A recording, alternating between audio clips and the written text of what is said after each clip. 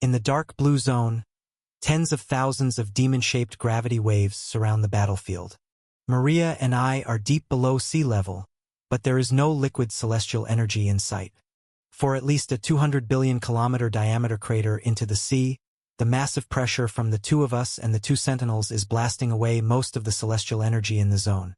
In fact, all of the collisions and explosions have been forcing us to absorb more and more divine threads and pure celestial energy into our energy forms.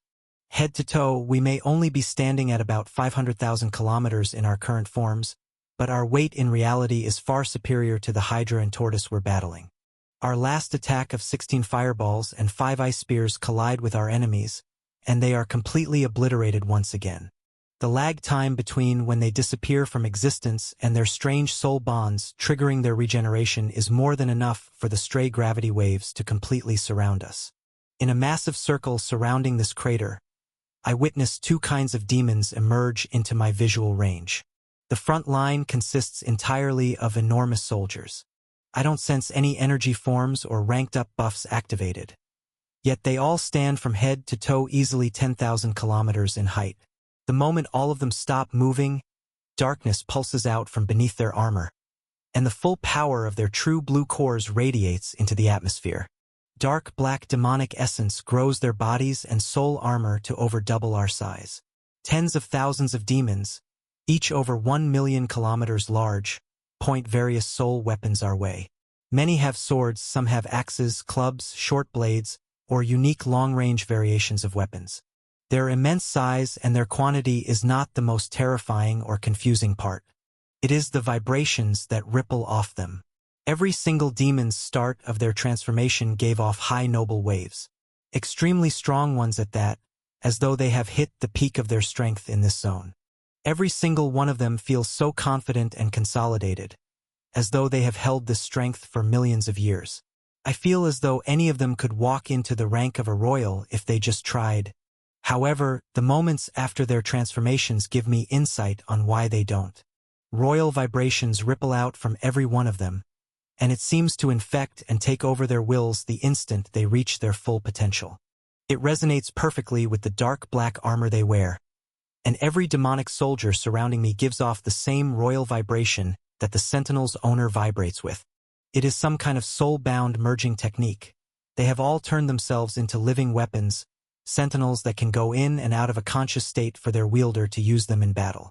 As this reality creeps into my mind, the second set of demons that stay back behind these soldiers on blocky transportation vehicles all start activating ether commands. They're much smaller demons, less than 5,000 kilometers tall, and their armor is not meant for combat. Many do not even have soul weapons equipped. Bright white lights and spinning arrays burst out from all of them and shoot upward into the sky from each of them. A strong white beam of pure celestial energy follows each of the flare-like signals bursting into the air above this crater. In seconds, a massive birdcage of ether commands forms. All of these demons' commands connect to each other at the center in the sky, and beams of white light shoot straight down into the sea below their feet, connecting to the bottom of the zone. We've been trapped inside. Tens of thousands of massive royal-grade sentinel demons move into formations and close in, approaching us. At the same time, 32 heads of a Hydra reform before my eyes to charge up just as many rust-colored celestial energy beams. A tortoise with bronze glowing eyes opens its beak to attack us back too with greater fury. Maria and I charge up far more attacks and prepare for an all-out war. I push my current form to the absolute max and summon over 100 fireballs, while Maria's angelic form is surrounded by 21 extremely powerful spears of ice. We point them both forward at the monsters, while creating 6 defensive arrays all around us to block any attacks that come from the rear. A case of theft. This story is not rightfully on Amazon. If you spot it, report the violation. At the moment we release these attacks forward, the top of the birdcage dome ripples with a bright white light. 2 orbs of energy come crashing down from the sky and collide with the Hydra and Tortoise. There is no time to analyze them. Our full-powered attacks just collide with them at the same time this white light ripples through them. The crater in the sea explodes and expands even further, pressing outward to the edges of this cage we've been trapped in. A perfect 350 billion kilometer-wide circle has been carved into the sea. The eruption of over 100 balls of fire fills the air in a violent burst of flames. I watch demonic soldiers nearby get incinerated in the blast. Thousands of them, actually. Their armor is broken and their bodies are burned through before they can even get their attacks off. Some are faster, and beams of white, blue, and black-purple demonic energy collide with our defensive arrays. They're blocked and absorbed just like the Sentinels' attacks before. The demonic energy excess is channeled into me, and Maria and I split the celestial energy absorbed. It looks like these demons are still no match, like they have trapped themselves into certain death. However, the sound of Hydra's roars and a tortoise's screech fills the air even though our attacks made direct hits. Once the residue of the explosive collision fades, these beasts are completely unharmed. Not a single scale or piece of shell on either of them is scratched. Instead, a strange new vibration hits my senses. There is a glossy white light flowing through their entire beings, and it's forcing their celestial energy to rise to the top of their bodies. The stone-like resting states they were in when we first spotted them are going away. Instead, their entire bodies are filling with pure rust-colored and shiny bronze celestial energy. Their eyes fill with life, and for the first time since this battle started, I feel as though I'm looking into the eyes of a real Hydra and ancient tortoise. Their weight in reality multiplies thousands of times over, and space bends deeper around them. My blade hums and gains its hunger back, tugging at my consciousness, trying to tell me something. It feels like it's resonating with something deep inside these creatures. They seem very similar to my sword, like they hold a key legacy of their races deep within them. My eyes widen as I piece this together, but the fact that they blocked our attacks isn't what surprises me most. It is the fact that the thousands of demons that were up close, incinerated by the blast, all start to materialize back into reality. The invisible and unsensible soul tie pulls at my mind again thousands of times near where all these demons died, and they miraculously come back to life, reforming into their perfect battle stances again as though I never killed them. There is a shift in air pressure, and my instincts scream at me to stay on guard. I grab my sword out of its orbit and watch Maria do the exact same thing beside me. We both pull 5% of stats from over 7 billion worlds in an instant, and this paranoid reaction pays off. The moment we point our blades forward, a ripple in space between the two sentinels begins to waver. Out of thin air, another demon reforms into existence, but it isn't one that we killed in the blast. Instead, I feel the aura of a true royal fill the air. It holds no soul weapon and activates no greater form. This royal just floats in the air, holding its two sentinels back with raised hands and stares forward at us with sharp and unwavering white eyes. I am Samir Vanguard, the Dark Blue Zone's royal family head. Lesser race intruders, for making it this far, I admire you. For that, I will grant you the ability to state your last words before I eliminate you here and now. The pressure flowing off his body becomes so intense that even with the emergency stats borrowed, I feel waves of natural intimidation starting to suppress my consciousness. I grip my sword harder and take in the scene to try and identify a weakness before replying. At this exact moment in time, a dragon in the energy-efficient form of a red-haired human stares down through a small hole in the zone floor beneath his feet. There are tall white trees that create a dense forest on every side of him, so deep in this strange land that even after spending 612,780 years here, while the realm wave passed, not a single soul managed to sense his presence. This is a special spot only him and a few light elves from the past ever found in this zone long ago. The small hole in space looks down into the lower realm, all the way through every zone below. If he were to take a step forward, he would fall right through into deep space. However, it would be a one-way trip. There are extremely advanced high-quality ether commands keeping this rift stable and permanent.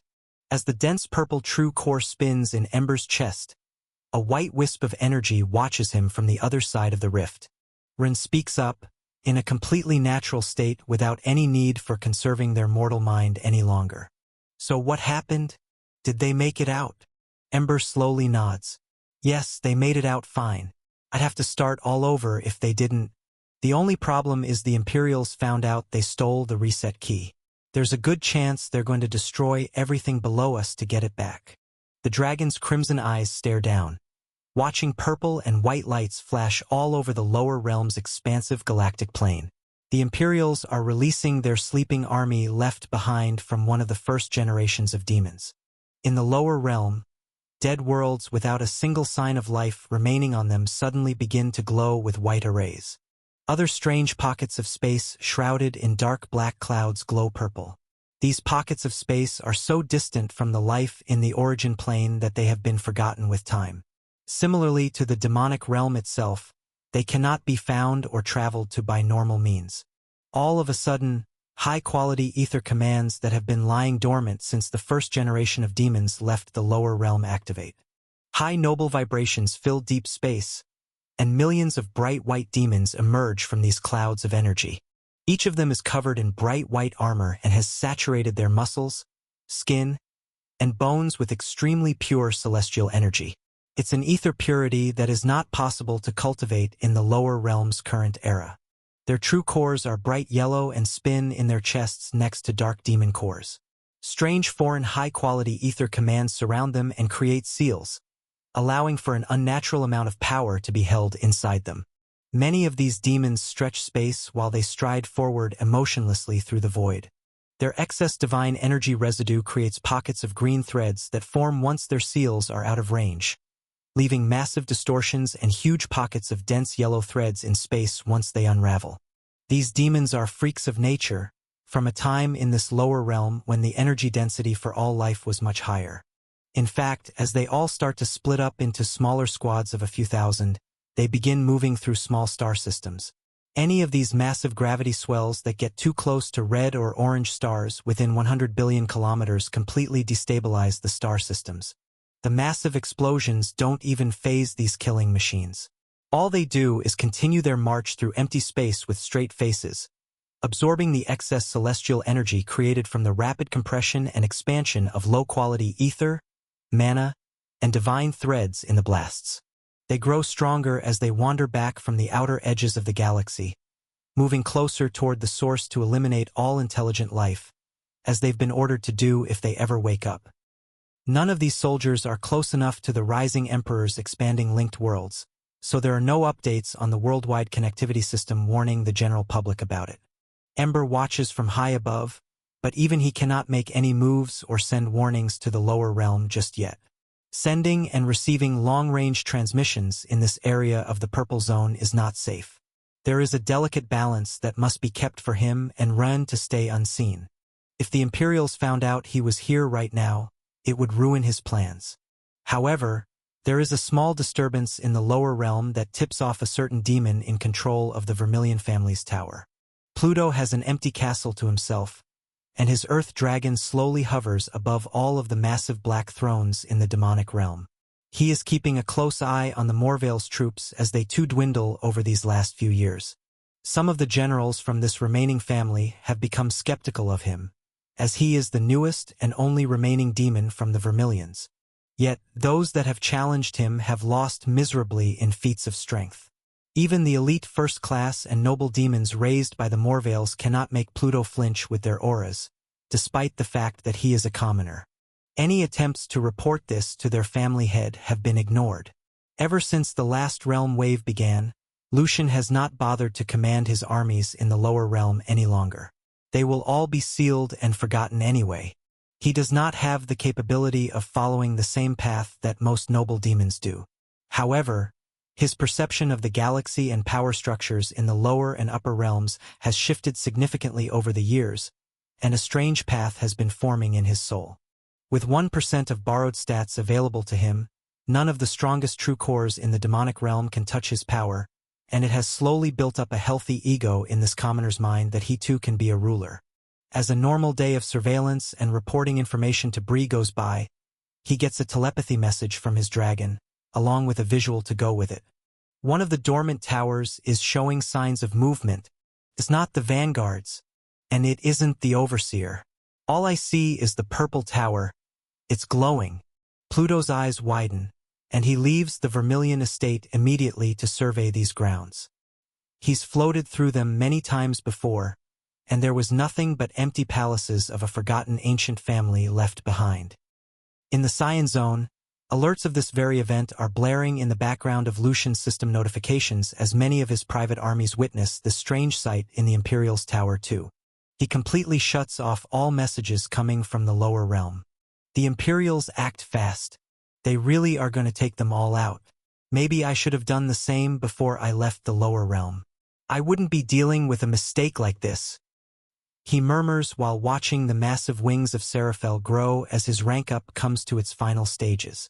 Lucian tightens the grip on his two soul weapons and steps forward through the air, unsealing his true royal form without hesitating for a moment longer. This burst of power throughout the zone is the final straw that completes Abby and Seraphel's rank-up.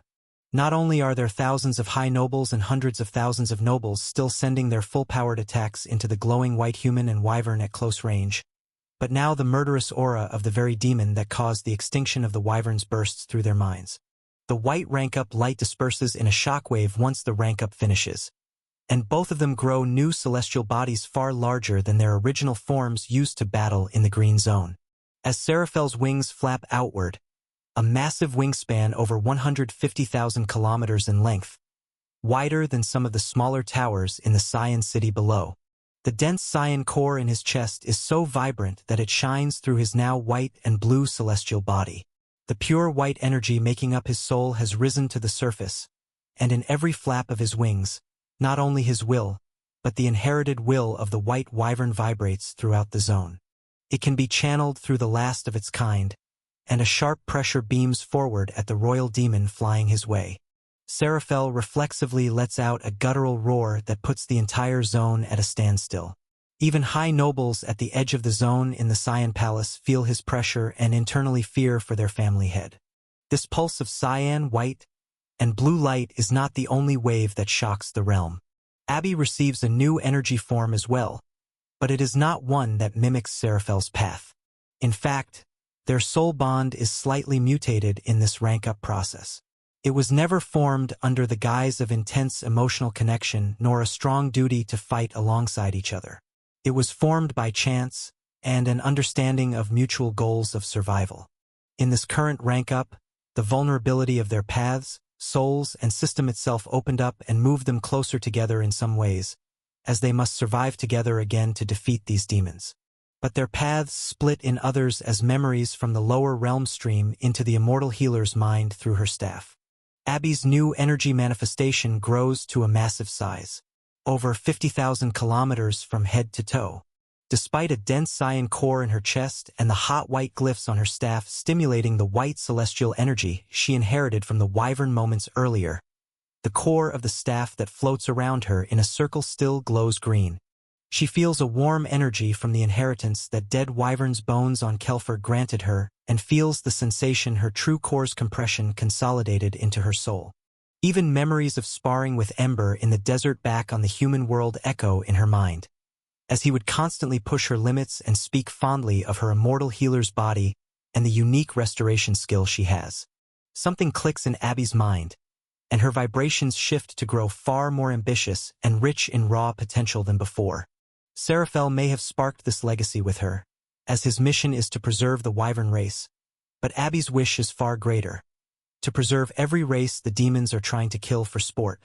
When her eyes open again, the imagery of a tree flashes in her eyes like a reflection, and a potent green shockwave bursts through the zone. Every single demon surrounding the human and wyvern in the sky dies from the shockwave alone and falls from the sky down into the streets of the Cyan city. Lucian stares at these anomalies that killed his trained guards, filled with anger. He activates the chain around his left arm for it to glow white-hot just as he gets within the Cyan city's outer limits. The massive Cyan core demon is hit with blue and green gravity waves from above his city, yet he sends back a dense pulse of his own royal vibrations to negate all of their mental attacks. His unsealed royal form stands at nearly 1,000,000 kilometers tall, head to toe. The soul armor all over his body is infused with dense cyan threads, white celestial energy, and layers upon layers of his royal vibrations. The chain that glows hotter and hotter white wraps around his left arm, all the way up to his shoulder.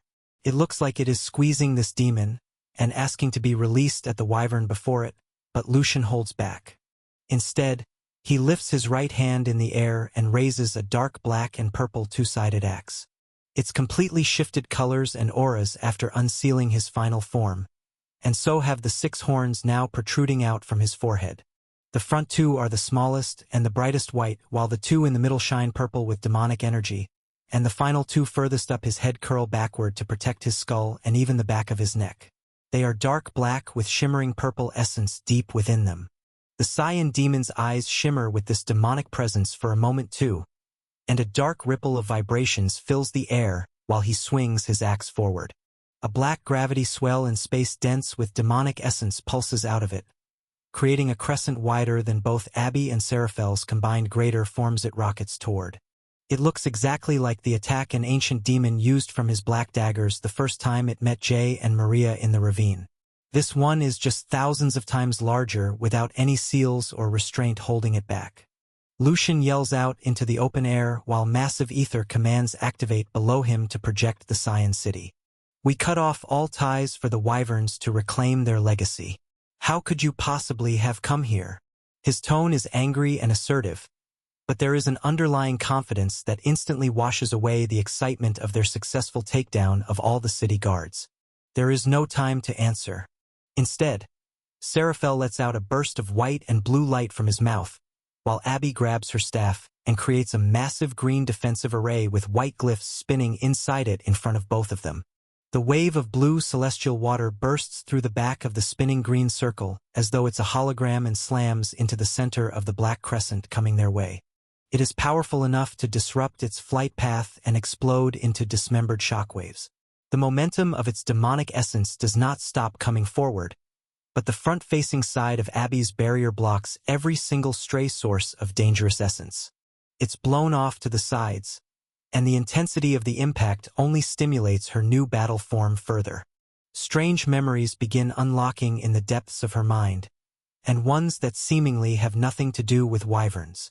The connection to the legacy she picked up on Kelfer resonates stronger in her soul, and the imagery of all kinds of races in the lower realm flood into her consciousness. A majority of them are long extinct, ones that she has never seen connected to the worldwide connectivity system before. With all of them, she sees long, beautiful branches of an old tree. It looks to be floating out in the depths of empty space, and she feels as though she's watching time fly by from its perspective, watching many races sit under its branches and fall asleep as more time passes. These memories don't make sense at all, but the more that flash by, the deeper her vibrations' weight in reality becomes, so she allows them to sink into her mind. As the explosion of demonic energy and celestial water disperse, and slide off a massive white dome below them that has formed to protect the Cyan city, Lucian yells out again. At first, I thought you were a human, but no. The vanguards have told me stories about that old race. No wonder we couldn't figure out who was sabotaging us. You're the mastermind, aren't you? A dryad.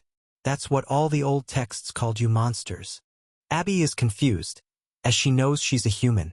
However, unconsciously, as she blocked the residue from that strike, the subtle manifestation of growing vines has appeared, wrapping out from her soul energy core to twist up around her shoulders and others down her legs. They sparkle with the same celestial light she manifested the day she awakened her immortal body.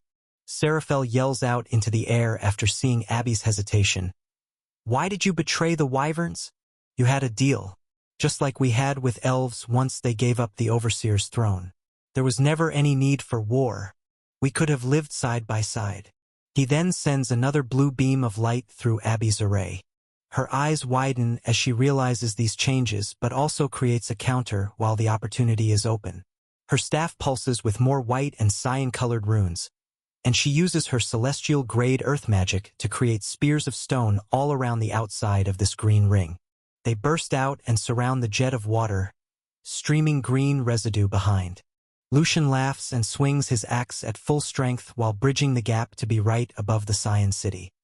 He lets out a demonic roar and slams his dark soul weapon across his body to completely eliminate all of the attacks sent his way. The shockwave makes the clouds around the Cyan city disperse for over 500 million kilometers in every direction. He yells out again, "Insurance."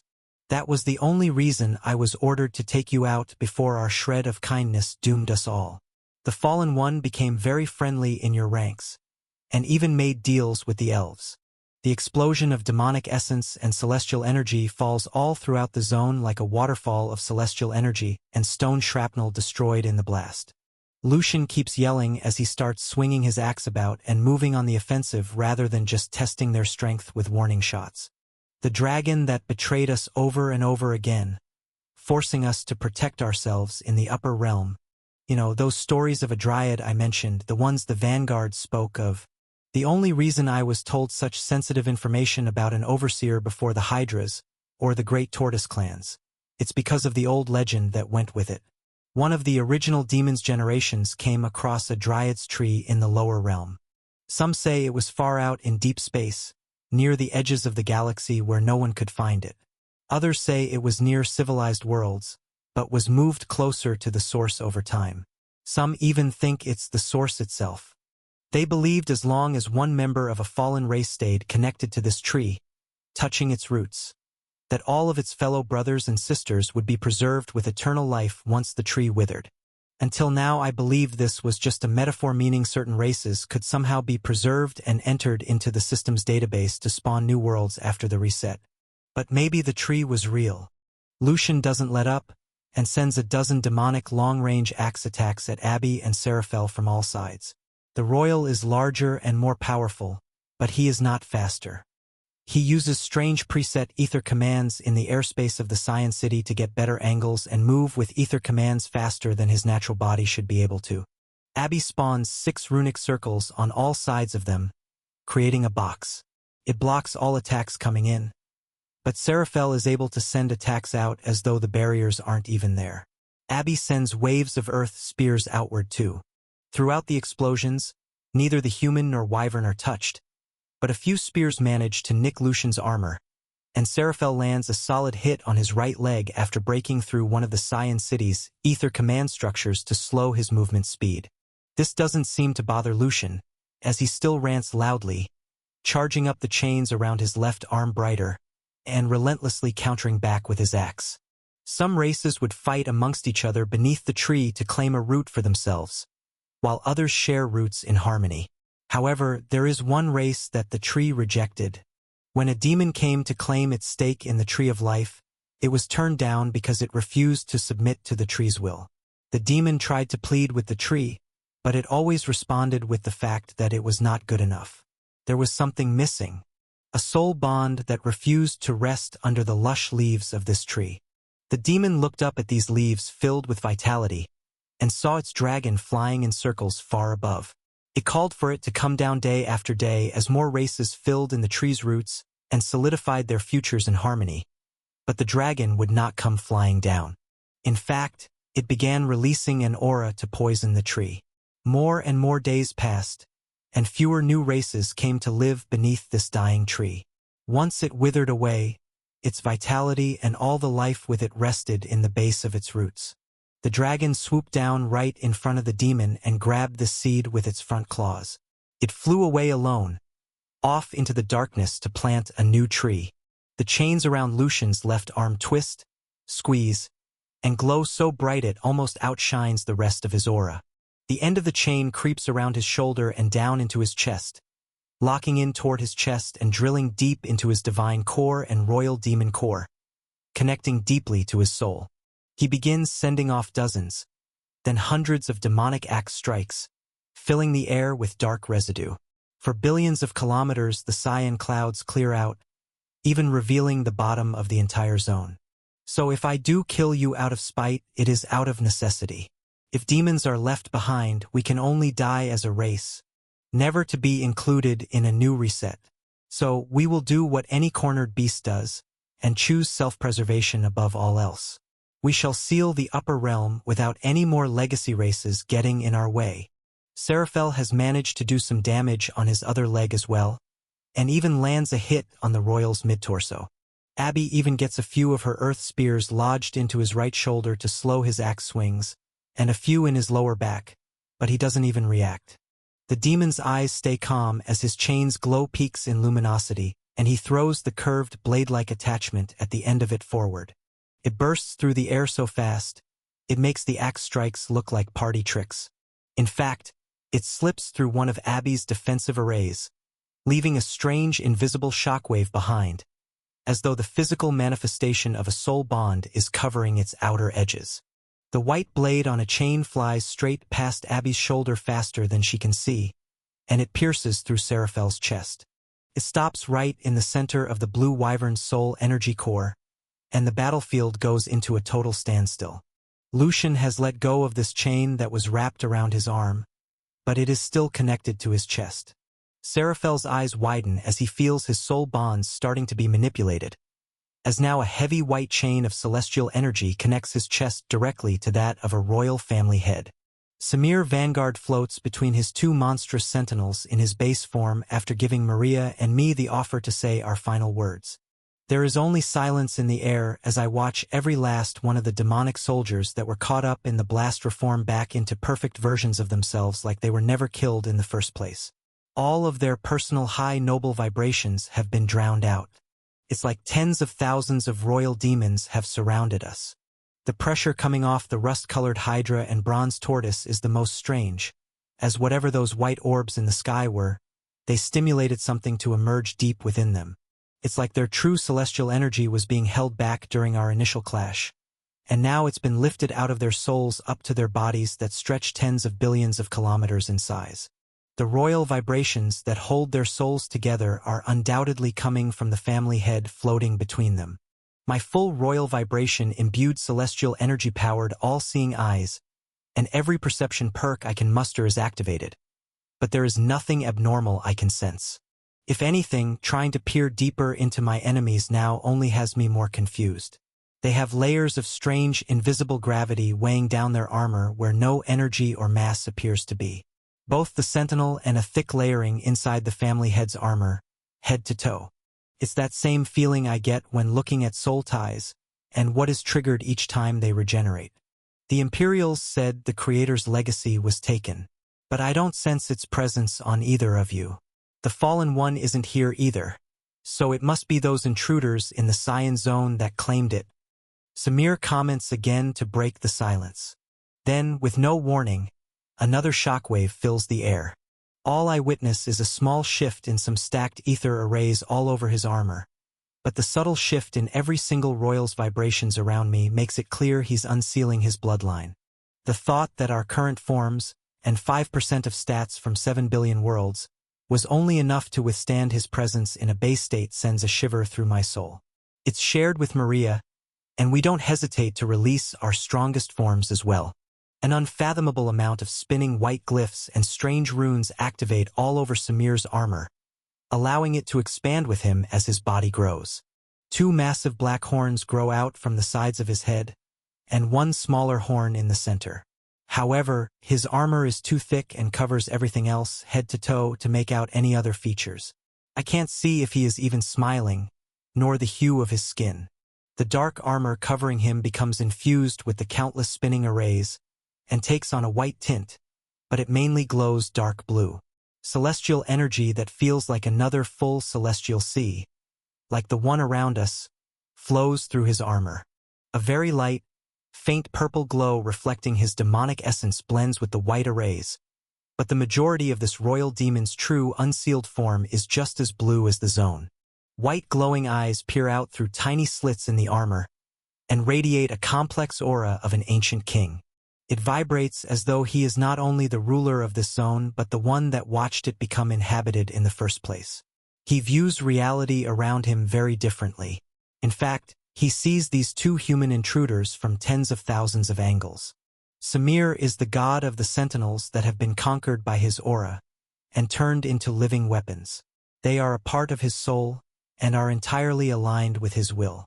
The resonance of all of the soul bonds that grow in power once he reaches his final form all bounce off each other to become stronger. All of the arrays stop expanding once Samir's armor grows to be easily 2 billion kilometers in height. From horns to boots, he is just as large as one of the Hydra's heads he floats beside. However, the new presence he gives off makes him feel so much more massive. The invisible aura in the air makes the air thick, and gravity all throughout this artificial birdcage of ether commands bends toward this true royal family head of the dark blue zone. It almost makes everything else before us fade away into irrelevance, like this demon has cast a shadow of dominance into the air, making it the only sight to be seen. I'm activating my own true royal form while this sensation flows through me. It's almost as though everything in my vision has gone black. I pull another 55% of borrowed stats, bringing the total I hold up to 60%, and let my celestial fire burst out from my soul. I don't constrain my corruption to stay bonded to my fire either. I let it flow as it wishes. Then finally, allow the inner depths of my soul, bonded with my royal vibrations, to finally manifest itself in physical form. A true royal sacred body blooms out from deep within me. This eruption of power sends a white shockwave bursting through the birdcage, powerful enough to push back this black aura of mental domination Samir has tried to push onto me. Pure white muscles burst out from my armor, and my soul continuously repairs it as interwoven patterns of muscles, tendons, and bones keep growing out from every cell in my body. I activated this form before, but it was when I was fighting Muriel in the green zone, and was hacked down to nothing but fractured cores and a shaky foundation of high noble vibrations with no true idea where my path was really taking me. Now, I can feel my base body deep within my soul, and my noble human form strengthening it and growing its weight in reality stronger. I even feel my royal form, saturated with my celestial fire and corruption, keeping my mind and soul aligned on my path. This flesh alone stands at 1 kilometer in height, far larger than a 2-meter tall human. However, there is also a greater energy form that pulls all of the mana from my surroundings, and uses the system itself to strengthen my mind and energy manifestation. My astral form pulls on every single area combined to cement my being in reality with divine threads, and is even stimulated by my ether base. My sacred body interprets all of these factors as combined parts of my soul, and uses all of the celestial energy in my soul energy core to create the strongest manifestation it can. An unfathomable amount of links of loyalty from the lower realm and green zone provide energy-rich nutrients to push this form even further, and it is all tethered together by my new confidence of walking the path of a true royal. The darkness around me is pushed back, and I feel a sparkle of light pulling at my soul beside me as Maria bursts outward to push Samir's mental attack away too. The mental imagery of a perfect spiral, emulating a golden ratio, getting larger and larger from her soul is all I see at first. It glows with trails of sparkling source resin and bright royal blue ice. Every spiral rotation, an exponentially larger number of cores stack and contract together to pulse outward and release more of her celestial energy and royal vibrations into reality. I see her far surpass the number of cores from earlier, hitting 4,181. Then after a few more spirals pass, 28,657, and finally once her aura begins bursting through the darkness, she stops at 196,418 cores. Her newest ranked-up buff, Archangel's Celestial Body, activates the instant she stops summoning new cores. Maria then pulls an additional 20% of stats, bringing her total up to 25%. Nearing almost all of the available stats on her 30% pool using her Rising Empress Override perk. Her eyes glisten with a pure reflective rainbow light as they are filled with source resin, and this shimmering aura covers her wings and sword in her grasp. The rest of her angelic body hums with a bright white and royal blue icy glow. All of her soul armor has shifted and reformed to suit this enormous angelic form, and everywhere that source resin sparkles, an invisible weight starts to affect reality. It bends space all throughout her sword, wings, and even creates invisible arrays of waves bursting out from her eyes and the depths of her mind. At the same time, as my sacred body reforms to create my true royal sacred form with pristine white radiance too bright to even look at, there are streams of crimson celestial fire and dark black corruption that spin around me in a liquid state, orbiting just like my sword would before. They shimmer and hum with a new level of power, as they've been affected by this sacred body evolution too, similar to soul weapons growing outside my body. These streams of pure liquid power fall back in toward me, reforming over my armor, and creating another layer of outer protection and easily accessible power. It begins to weave into the outer layers of my sacred body. The red and black manifestation of my paths cover me again, to form the manifestation of enormous horns, but leaving the human features on every other part of my body. The cave drawings from deep within the ravine flash in my mind, of a half-demon, and void creeper angel as the sight before me sinks in. My soul sword pulses with hunger. It feels as though its stomach has just growled, and with such pressure, that it creates a wave of gravity using a power source I didn't know I could wield. It's the same invisible energy coming off of Maria's eyes, wings, and sword. Both of us float in the air nearing 1 billion kilometers head to toe, and do not flinch at all when Samir Vanguard and all of his strongest royal forces declare us their enemies. I yell back, "I think you're mistaken. We cannot be killed that easily. Samir, as you gave us the honor, I'll give it back to you. Do you have any last words?" The air within this 500 billion kilometer wide birdcage becomes so heavy that anything less than a full-fledged royal family head would die by now if they got anywhere near the aura. So many different energy types are bursting through the air, blending physical reality with abnormal bends in space and vibrations, testing the strength of the other's will. Samir yells back, "Impossible. Humans, with the capacity to wield the powers of the primordials." Far more white spinning arrays form around this demon's armor as he raises an empty palm and points it our way. I have no idea what a primordial is, but considering the invisible aura both myself and Maria have just tapped into was not present before, and I'm watching it grow in potency all over this demon's raised palm, this is the power in question. Although I feel it only in my blade at the moment. Its weight connects to my soul, but I don't feel the source of it coming from there. Nor do I get the feeling Maria has summoned it any differently than me. Her connection to this power is tethered to that sparkling source resin that has merged with her soul through her sword. What we do know for sure is that we have to act fast. We summon a ball of pure celestial energy powered by explosive royal vibrations in between us and make sure the energies react fast and violently.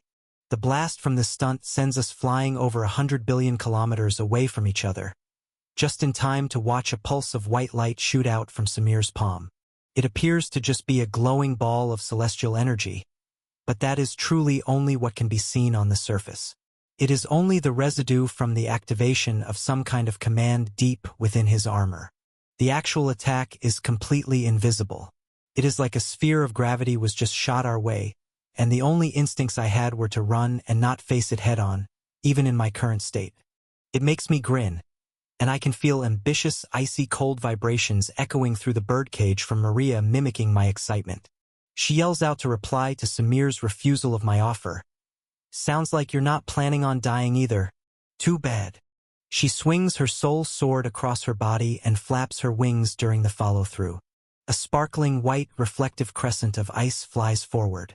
It's bright and flashy, but deep within it, the same invisible weight makes it the most dangerous attack I've ever laid my eyes on.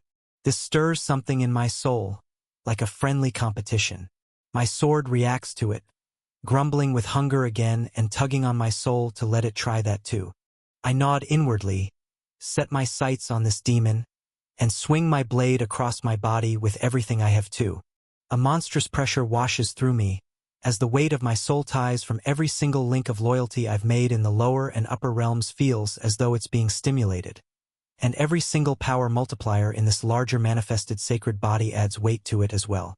Invisible strings of weight all flow into my sword as a crescent of bright red fire flies out from it, making it simultaneously the most flashy, yet most hidden deadly attack I've ever thrown myself. It feels like the souls of every single world I'm connected to are tied to this attack. And what I see next makes my eyes widen with disbelief. Samir doesn't move at all to dodge like we did. Instead, the tens of thousands of royal demon soldiers floating around us get in the way of our attacks. They throw themselves in front of the line of fire like this is all a game, like following orders is more important than living itself. Each of them activates massive white ether defensive arrays, and this manages to block a lot of the celestial fire and icy residue from our attacks. However, the more potent invisible weight at their cores overwhelms these royal guards completely. They are only fragments of Samir's soul. Even the borrowed power they have from their wielder is nowhere near enough to block what we've thrown. I watch tens of thousands of demons be disintegrated on the spot once the core of my attack hits them. The same goes for Maria's attack. They can withstand the fire and ice for a moment, but the instant their aura is put in a one-on-one battle against ours, it's like they are deleted entirely from existence. Tiny amounts of the weight are lifted from our attacks for every demon we kill, and by the time the blue and red crescent are about to hit Samir, his loyal sentinel beasts put their necks on the line for him too. Quite literally. The Hydra lets out a roar from all 32 of its heads, but only moves forward with one in front of Samir. The tortoise jumps forward and turns its glistening bronze shell our way. The celestial energy that fills the entire birdcage is so intense and explosive, it would have carved a crater 1 trillion kilometers wide in the sea. But that isn't the unfathomable part about this clash. It is the eruption of this invisible, intangible aura that collides. It is deeper than souls, more complex than vibrations, and on a far different plane than just real celestial energy. It almost has the same pressure and gravity as divine energy, but there is no mass or proof of its existence that I can see. It is so strange, yet as I feel these weights collide and destroy each other, I start to understand it better. Unexpectedly, memories start flashing through my mind. Somehow, they're from the point of view of a Hydra's head. I start getting flashes of a war in this blue zone from an extremely long time ago. I see not only this Hydra in its original 5-headed form, but thousands of others. They all send beams of orange and red-colored celestial energy into the air, fighting dragons and demons attacking this zone through demonic rifts opening and closing from the Cyan Zone. It's an all-out war. There are citadels floating in the sky, bases of operations floating in the sea, but oddly, there is far less celestial energy here in the zone. It looks like whatever happened here was far from the end of this zone's history. I even see silhouettes of other races far off in the background of these flashing images, of tortoises fighting the demons too, and even light elves in the mix. None of the demons can be identified in these flashing images, but I get a general idea it must have been an army associated with the vanguards, or possibly even predecessors. It's hard to tell. A loud bang breaks me out from my flashes, as Samir's attack slams into the birdcage at the back of this prison array. It may look like there are tens of millions of kilometers of space between each white pillar, but in reality, there is the same invisible weight creating a dome. I see no weaknesses, nor do I have the mental capacity to even understand what a weakness in this strange new power would look like. Yet, I do see where these flashing memories have come from.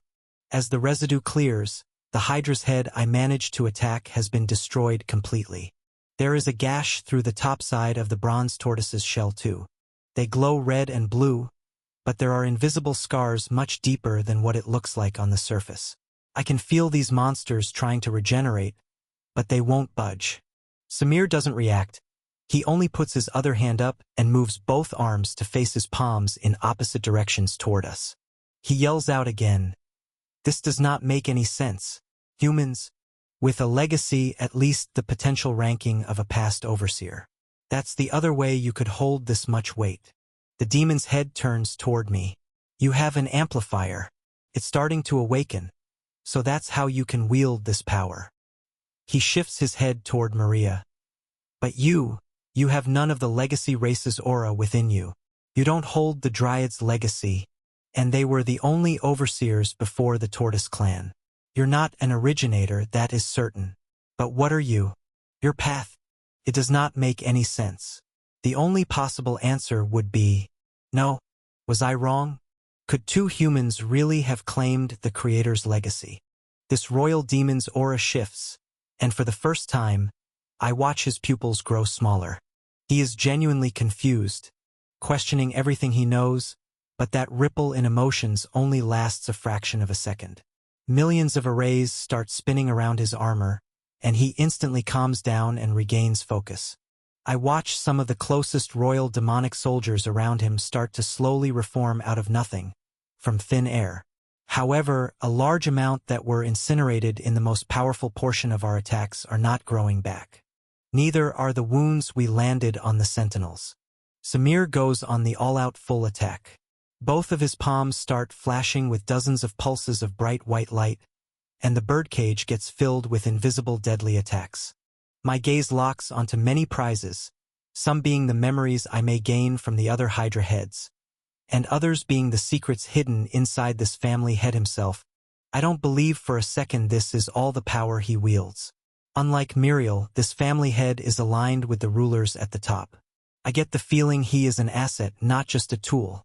With a grin, I let massive detonations of celestial energy beneath my feet send me forward through the invisible death maze in the sky. I start charging up my blade again to prepare for my counter. Every step in the air forward into this deadly battlefield makes my smile grow wider.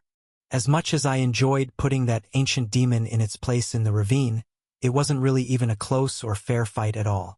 The seals in that strange dark abyss made it even more unsatisfying. Yet, as dozens of invisible attacks that could easily kill me if they hit me straight on before I figure out how this energy source works, it fills my vibrations with ambition.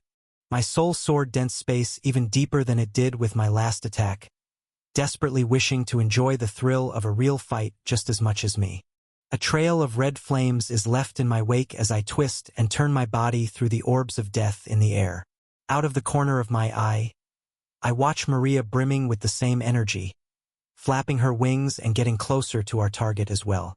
As loud bangs begin to shake the birdcage, signifying the first wave of missed attacks, I yell out to gauge what exactly this family head knows, and what else he can tell me that I don't. Of course it's possible. We claimed the Creator's legacy in order to leave the Imperial's prison. I've killed 2 royal demons before, you're no different. I'll do it again. Then I send a full-powered attack his way, but give it a slight curve off from his center of mass.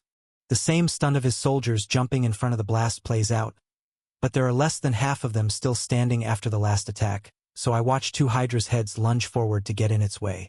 It wouldn't be the first time the legacy was claimed. It is just inopportune timing. That is all. Samir replies. A massive burst of various energy waves ripple through the air, and both heads of the Hydra that move to block are obliterated. A wave of ice collides with the tortoise's shell on the demon's opposite side, but he still does not seem fazed. In fact, he yells out even before the residue clears. Billions? No. Hundreds of billions of times, actually. Claiming it is one thing, but actually fulfilling the Creator's legacy has become somewhat of a myth to us that started our reign in the demon's first generation. Destiny this. The fate of the system that, I'm sure the Fallen One has fed you all sorts of lies. After all, betraying his own kind for eternity has only worn him out. Figures he'd try planting seeds in other races' heads as a last resort. Samir laughs out loud, and my mind becomes split, interpreting his words, but also absorbing the memories from the Hydra's heads I just destroyed. The all-out war I gained glimpses of before starts to rush back into my mind, this time in far more clarity, and on a much broader timeline. Many years, decades, centuries, millennia pass and the war rages on. Demons continue to arrive from the Cyan Zone and relentlessly attack the civilizations peacefully living here. At first, the Hydras were obliterating the demonic forces, holding them off, and even creating safe citadels where citizens could live out their lives while the war continued to go on. However, once millions of years began to pass, and the spurts of demons that arrived here began growing stronger in raw talent, citadels started to be targeted and struck down into the sea. One after another, they all began to fall, and armies of demons claimed their stake in this zone, creating their own citadel and a place to rest and cultivate warriors to fight back. I can feel the end of this glimpse of memories fading, but I can tell it's nowhere near the end of this war. That wasn't enough. I mutter under my breath, looking at the remaining 29 heads of potential memories, but also seeing that Samir's eyes have changed again. He's realized I'm gaining something from destroying these heads. Samir shifts his stance and moves his aura in front of the Hydra before sending back a counter of erratic pulses of invisible aura from his palms. As I react and blow up massive balls of celestial energy beneath my feet to move fast enough to dodge and gain new positioning, I realize something about the memories I just gained. I could feel the vibrations in the air, and the energy purity. The celestial energy and divine threads were all very similar to the current day. The vibrations were almost all high nobles, the demons, and those local to the zone. However, there is one thing that wasn't present. This invisible energy that Samir referred to as the power of the primordials. To act while he's still transitioning his stance and positioning, I burst all the way to the far left side of the birdcage and release a strike that would force him to either let the hydras take another blow or risk getting hit. There are not enough soldiers left to lessen the blow. My grin widens as I feel this demon hesitate and revert back to his natural angle, not only allowing for my attack to land on his hydra, but unguarded, as he needs to move upward to avoid Maria's attack coming from the other side. In a violent collision of fire, ice, rust, and bronze, serious damage is dealt upon our enemies. For whole heads are disintegrated by the blast, and the tortoise's shell cracks near its back leg, beginning to seep into its flesh, making the bronze hue of one of its feet start to turn sparkling white and blue. Yet deep within, an invisible pressure seems to be cornering this sentinel's soul, even affecting Samir's next decision. I watch him aim his palm downward, and one of the invisible orb bursts collides directly with the infected area of the bronze monster. Its entire back leg and injured area of shell is deleted as a half-moon-shaped hole is left in space where it was hit.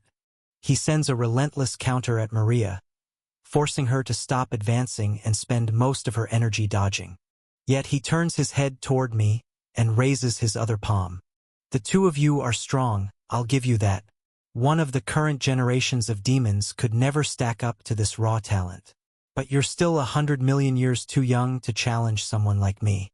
If that fallen one was with you today, maybe you'd have a chance, like he did once before. I watch far more glyphs and arrays start swirling around Samir's armor, and they all shift down toward the one palm pointing my way. The gravity in his one hand feels like his entire body, mind, and soul have been compressed into a tiny point. The rest of his body is visible to my eyes, but my senses are telling me it is an illusion. Like reality itself has forgotten about the rest of his body for a moment.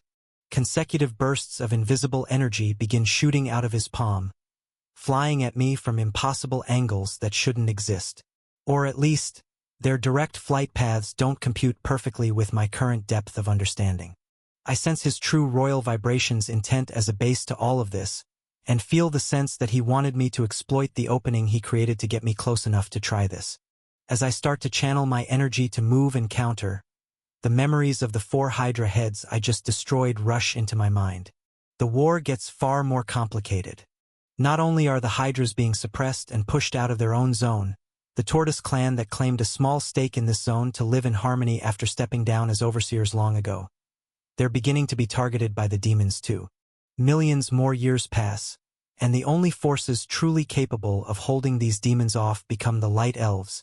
Yet they are not confrontational, nor ready for high-casualty battles if attacked directly.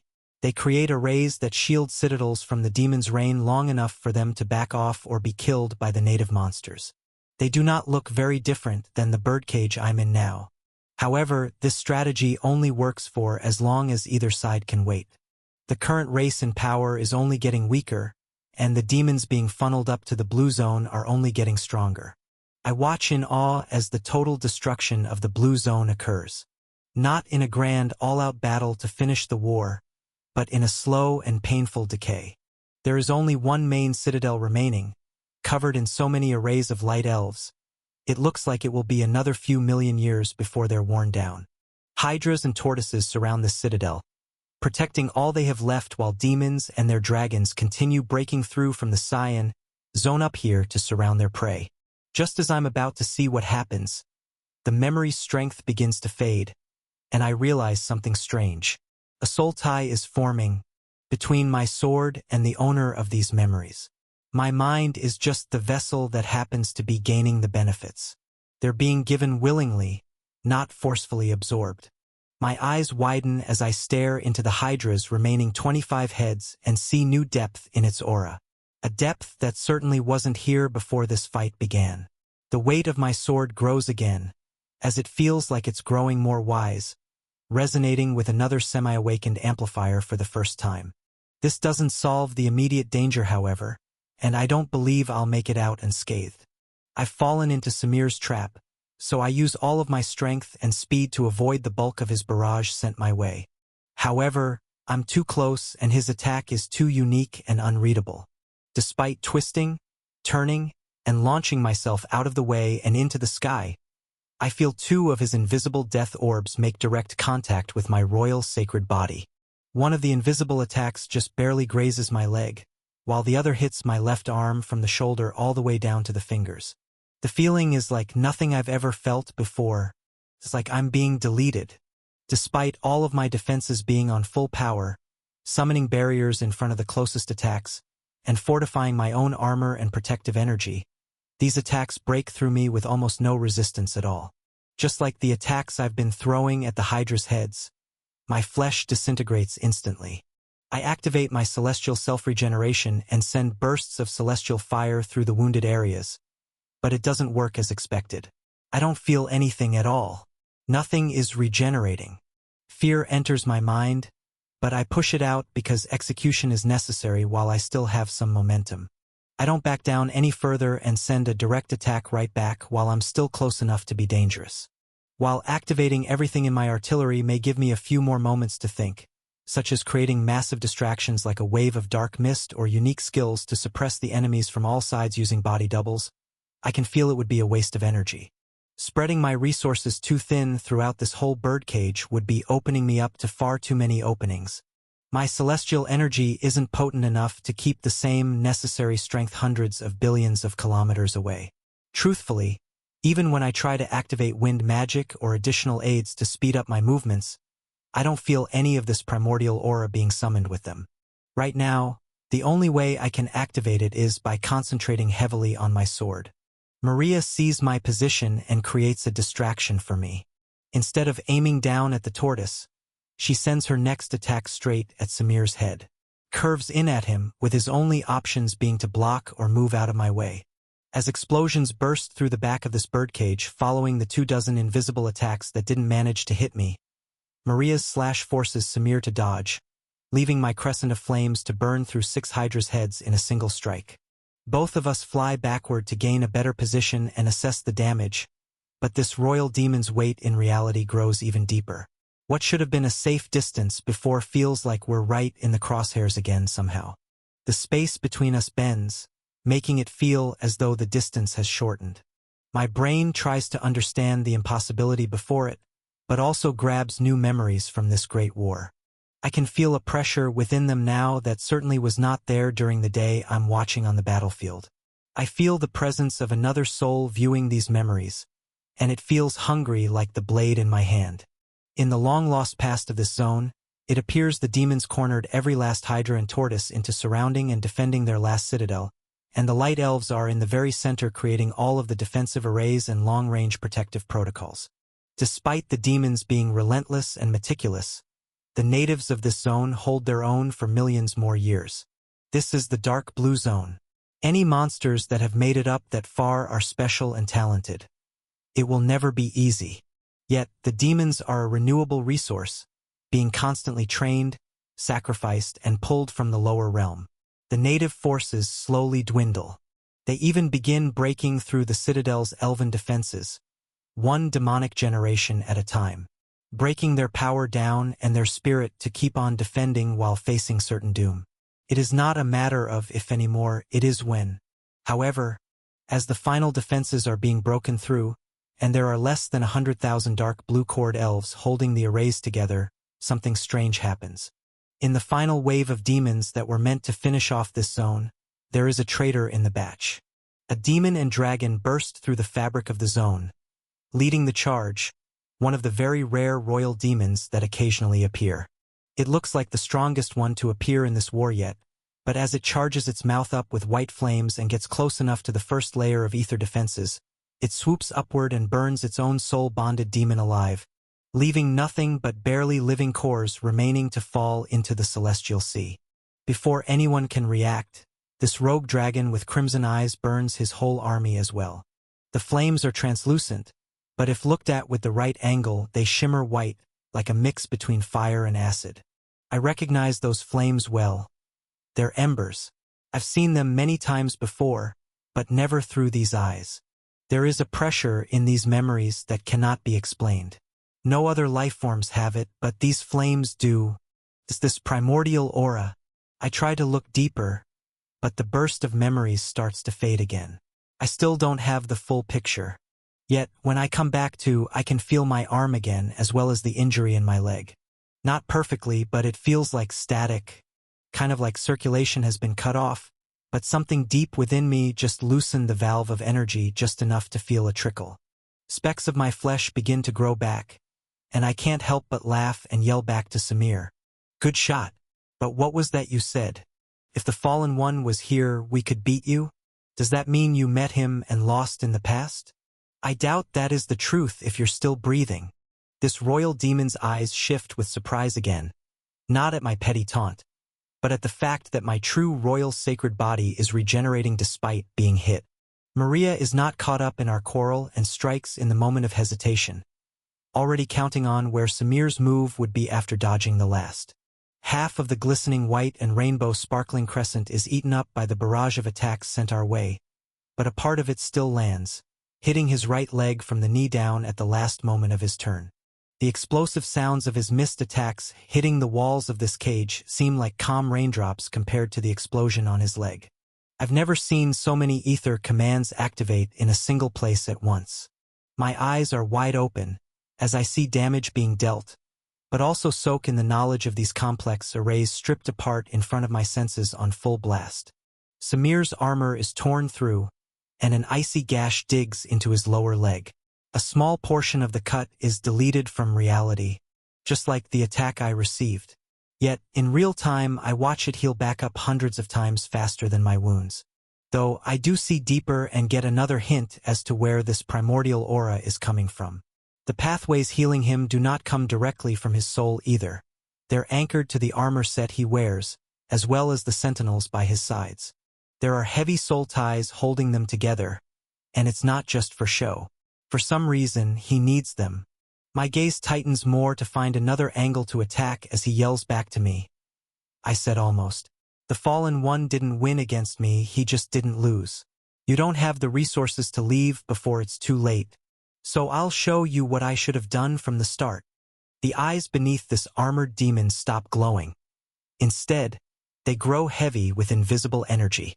Samir's armor starts turning to liquid, and both of the sentinels begin roaring and screeching into the air, as though they're in pain. Yet one noise echoes above them all. Samir's laugh. In the Cyan Zone, Lucian Morvale is laughing too.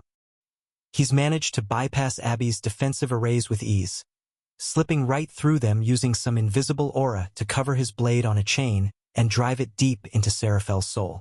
Instead of killing him on the spot, it seems this weapon has linked Seraphel and Lucian at the chest, and Abby is caught in the middle of it. The white chain is pulled tight, and it begins to soak with a blue celestial glow, as the wyvern's soul starts to be pulled through it. The enormous wyvern is helpless, facing a strange aura he has never felt before. He cannot even pinpoint where it is, or how it's draining his life force.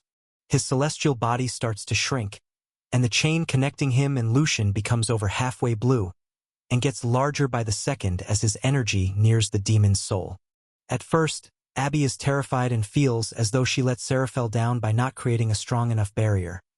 But the wyvern creates a mental link with her and shares his system spectate view down to every last particle he perceives and emotion he feels. Simultaneously, the immortal healer does the same and opens up the general stat and skill borrowing interface in her mind. Abby's first response to this attack is to send as many full-powered spears of earth at the chain's links that are still white. But this area shrinks as more blue light gets closer to Lucian's chest.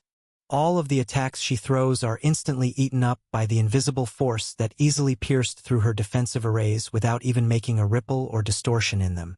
Even the pressure in the air starts getting too intense. Her physical body is not being hurt, but her mind is fully aware of the strength radiating outward.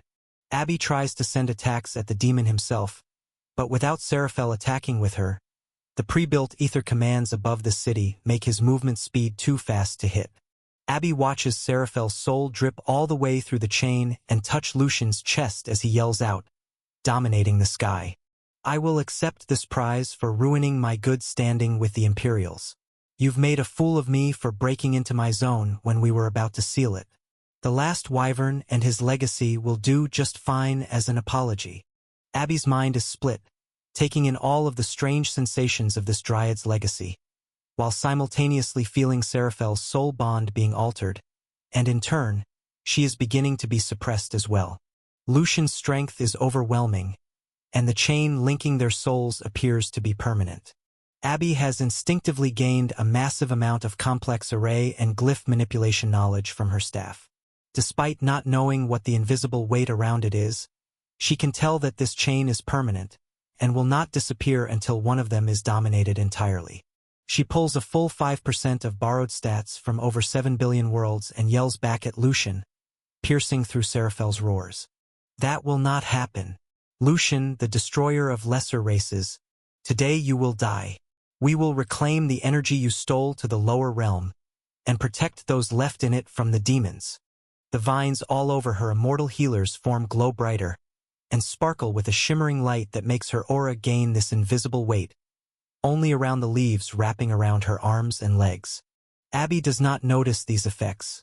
Her gaze is held only on Lucian and Seraphel's struggle.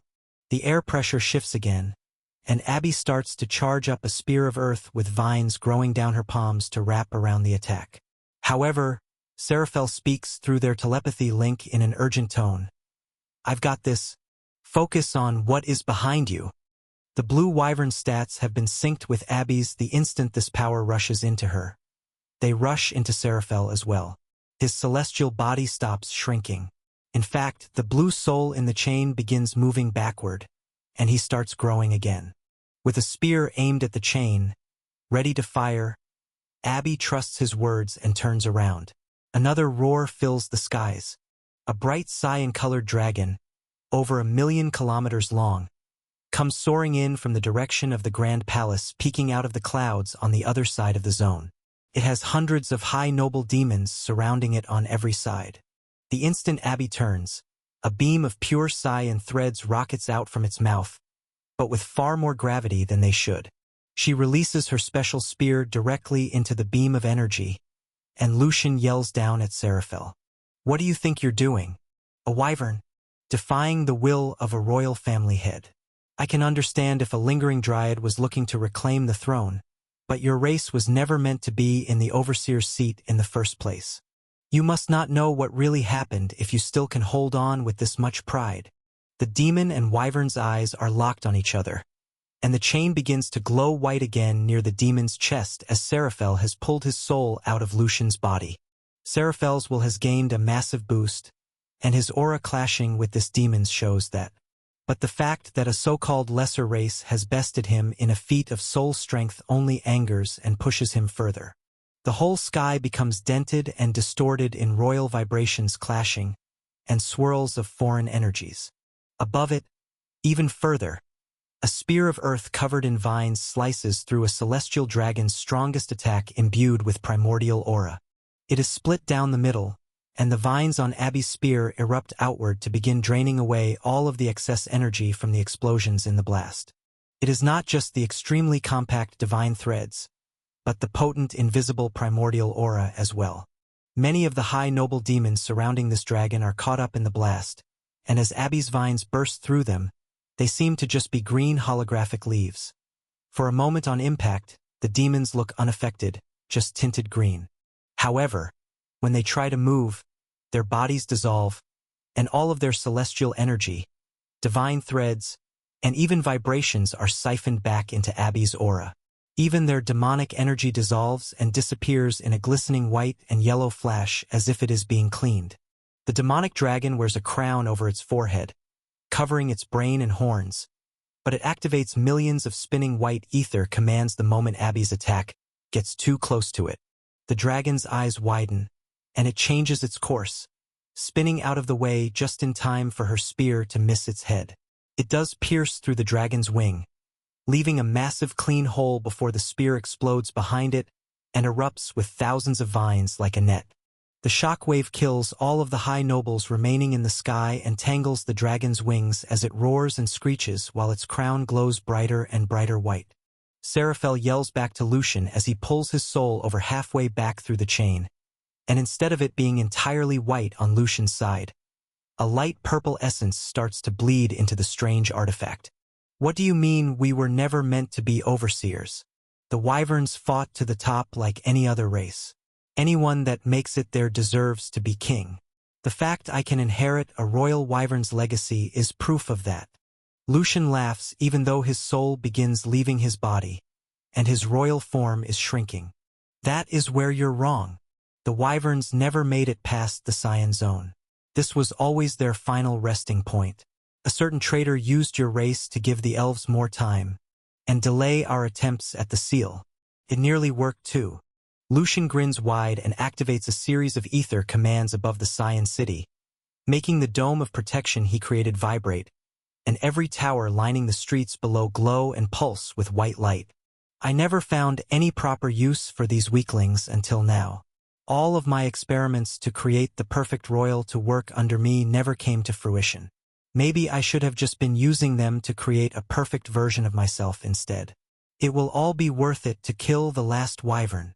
Streams of white ether commands start sinking down from all over Lucian's body, and tendrils of white light start to seep upward from the topmost part of the Scion City's dome. Down below, inside the many towers, on crowded streets, millions of noble demons feel their celestial energy, divine threads, demonic essence, and life force itself draining from their bodies. It all drifts upward slowly, pouring into this royal demon's unsealed form as he stares into Seraphel's eyes. The speed the purple energy leaves his body slows, and demons start falling dead on the street in the Scion City below. After Maria landed a single blow on Samir's lower leg, his entire demeanor changed again. Now, after every movement, he activates countless glyphs all over his armor to heal the cracked portion, and secondly, to make sure he does not get hit again.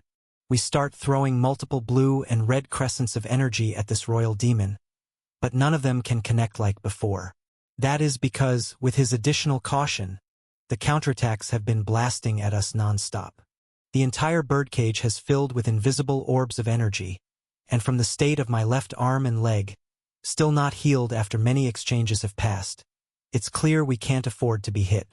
Even now, only small particles float inside the area where my royal sacred body is rebuilding itself, and I cannot feel anything in the regenerated flesh. There is only a sharp static sensation that slowly grows stronger.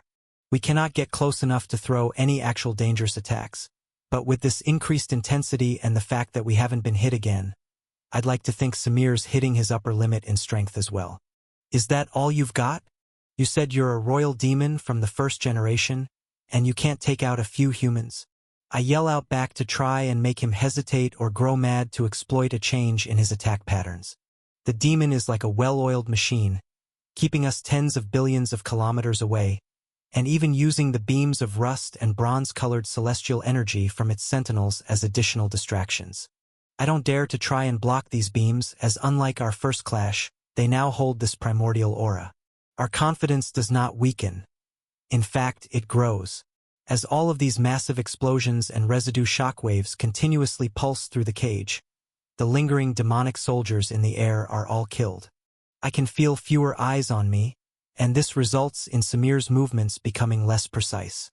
With a soul tie connected to a soldier with eyes on my back less than 1 billion kilometers away, he could more accurately predict his strikes. Now, with them all gone, my aura spreads out further, dominating the space around me and forcing him to use more energy to get accurate readings. While Samir gets slower, both Maria and I get more and more comfortable wielding this strange energy. The blasts of celestial energy soak back into our cores, and we grow stronger as well. Both of us are very new to the zone, and our limits on the energy we can absorb are far from being met. He does not respond to my taunts at first, but as I creep in closer, gaining a greater positional advantage every few exchanges, and the small specks on my arm grow into threads of energy, creating a shell and resemblance of bones and muscles reforming, he yells again out of frustration. This does not make any sense. There were never humans in the primordial garden. You could never have the knowledge or ability to recover from a direct hit. His eyes sharpen, not out of an advantage he sees, but out of anger. The glowing white gaze shifts toward Maria, and a reminder of pain in his healed leg pulses. There is still sparkling source resin stuck in his armor and flesh, leaving a weight in his being he's never felt before. And you, that is how you've done it. An origin world submitted to your will. How could that be? There is only one race that can manipulate system functions like that. In the moment he turns his head toward Maria, I see my opening and take it before it's too late. A burst of red and white energy trails behind me in a zigzag pattern. I use a perk of my soul sword I gained in the green zone to create weaker replicas of it in order to send them away from my main body and deflect off the invisible orbs to change direction faster. I use over 20 of them and fly through the full length of the birdcage over twice as fast as I normally would to get a one-time wide-open attack on the Hydra's blind side. The entire cage within the celestial sea fills with flames, and I feel over half the remaining Hydra heads be vaporized by a sneak attack. Not only do memories rush into my mind, but I also feel Samir's vibrations make a dramatic shift. He's lost control. Some of my flames even push against the demon's back, forcing him to use some of his primordial aura to block, weakening the defensive measures keeping Maria back. A bright icy slash soars right into the center of the tortoise's shell as it jumps up in front of Samir's unguarded chest. The foundation of this royal demon's vibrations are shaken again as its screech echoes through the dome, and a blast of ice simultaneously fills the air, not interfering with the waves of fire from the other side. They collide and slide past each other as though they were thrown from the same wielder. I grin while sinking into a trance for a fraction of a second. The images of one of Ember's past lives betraying his soul-bonded demon, and taking out an entire generation of the strongest demons promoted from the lower realm, are what I see. Many of the Hydras, tortoises, and even light elves all look horrified, as they do not know what is happening, except for a very small few. They are the oldest of their generations and must have seen him or heard of him in the past. The Crimson-Eyed Dragon sends out a burst of telepathy that echoes in everyone's minds. It sounds similar to the Ember I know, but far more fierce, angry, and truthfully, filled with the vengeance of a wild beast I do not recognize. Do not resist, and follow my lead. Once they find out I'm here, their second wave will destroy you all. So this is no time to celebrate either. Those of you that come with me will pledge their loyalty to a future emperor that will save us all, and those that stay will be massacred. He gives no time for any of them to respond and bursts outward with white strands of celestial energy, connecting to every array the elves have created to protect their last citadel. Every single one of them links directly to Ember, Soul, and their eyes go blank as they're given visions and commands their conscious minds cannot handle. They all break formation and begin carrying out extremely weird techniques on each other. The roughly 100,000 light elves begin connecting their celestial energy flows and siphoning their auras into selected elves. Some of them glow brighter and brighter white with so much celestial energy it begins compacting into a more pure form of ether, while others become completely void of any ether or even mana in their bodies. Their vibrations even merge and strengthen each other into the strongest of the elves, and only a select few keep the arrays together. Lastly, even their divine cores are mutated. Ember's primordial aura begins suppressing their divine cores. He makes them so weak it's as though they've regressed to a cyan core, then eventually green, and by the end of this development some are as harmless as yellow cores in the lower realm. Yet, they still glow dark blue. The sky above this celestial sea tears open, but this is not the Crimson-Eyed Dragon's doing. He yells through their minds, "If you survive, I will see you all again, so we can find a candidate to fulfill the legacy the elves could not."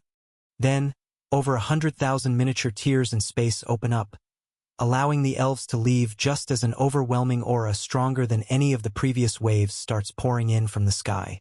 Some of the rifts glow cyan, green, and yellow, corresponding with the strength of the elves' current abilities. A small few even tear through space into a bright purple zone, in front of the small amount of elves that claimed the mass's celestial energy and held the arrays together for the last few moments. These rifts close and disappear just as the sky fully opens up.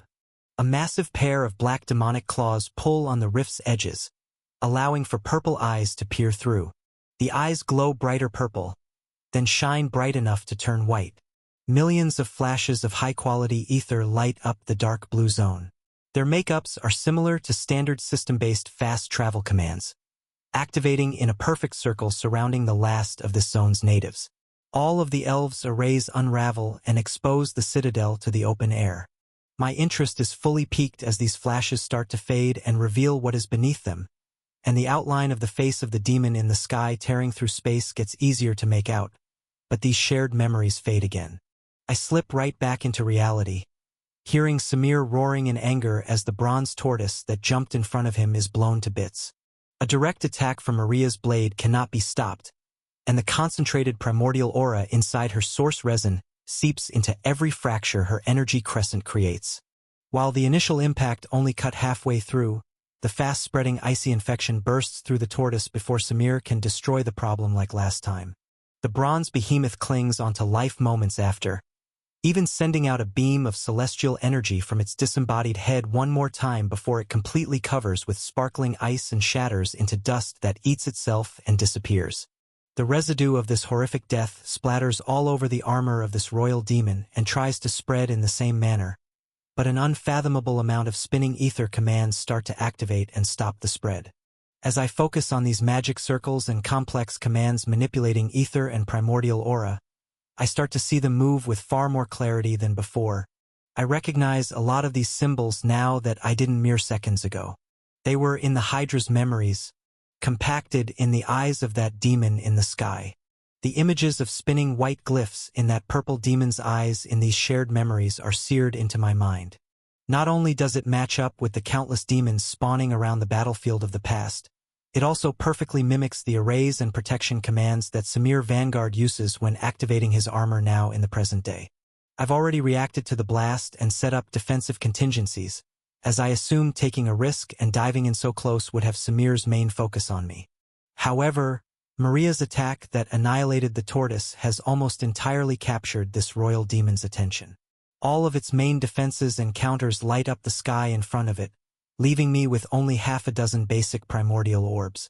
Maria sees this fact too, and keeps Samir occupied while I easily dodge and hardly lose any ground. I'm able to release a few more summoned copies of my sword to use these counters as an edge, and throw myself right back in at the unguarded Hydra. It blasts 9 beams of rust-colored celestial energy my way, but with simple twists through the air, I dodge them all. This is the last line of defense between myself and this royal family head. As I swing my blade across my body and let 2 copied swords explode beneath my feet, I slide through every Hydra head remaining in a single movement. There is a unique pressure that releases as I do, like a soul being released from a prison. It pours every last memory into my consciousness as a parting gift. I watch over 1 million blue core demons appear in a massive circle around the citadel above the sea. Many of them wear black, white, and blue armor with various attributes. They all instantly unseal their bloodlines, revealing enormous fighting forms and soul weapons that erupt with glyphs and high-quality ether commands that should not be possible to activate in this zone. Yet, my focus in these memories locks onto a single demon. One out of the many that awaken, this is the only one with primordial aura. As it grows to be almost 3 billion kilometers tall, the demon stares up at the rift in the sky, receiving orders from its master. "Thank you for waking me from my slumber. I will do as you say, my lord. The Imperial's will is my own. I will create the Vanguard family to solidify the divide between the first generation and the minions born after. It will be my honor to serve as your final line of defense. With these gifts, nothing can defy you," he yells as the massive black claws grip the rift in the sky, and the purple-eyed demon recedes into the shadows above. The rift closes at once, and Samir Vanguard stares down at the first quest he's been granted since he went to sleep for his king.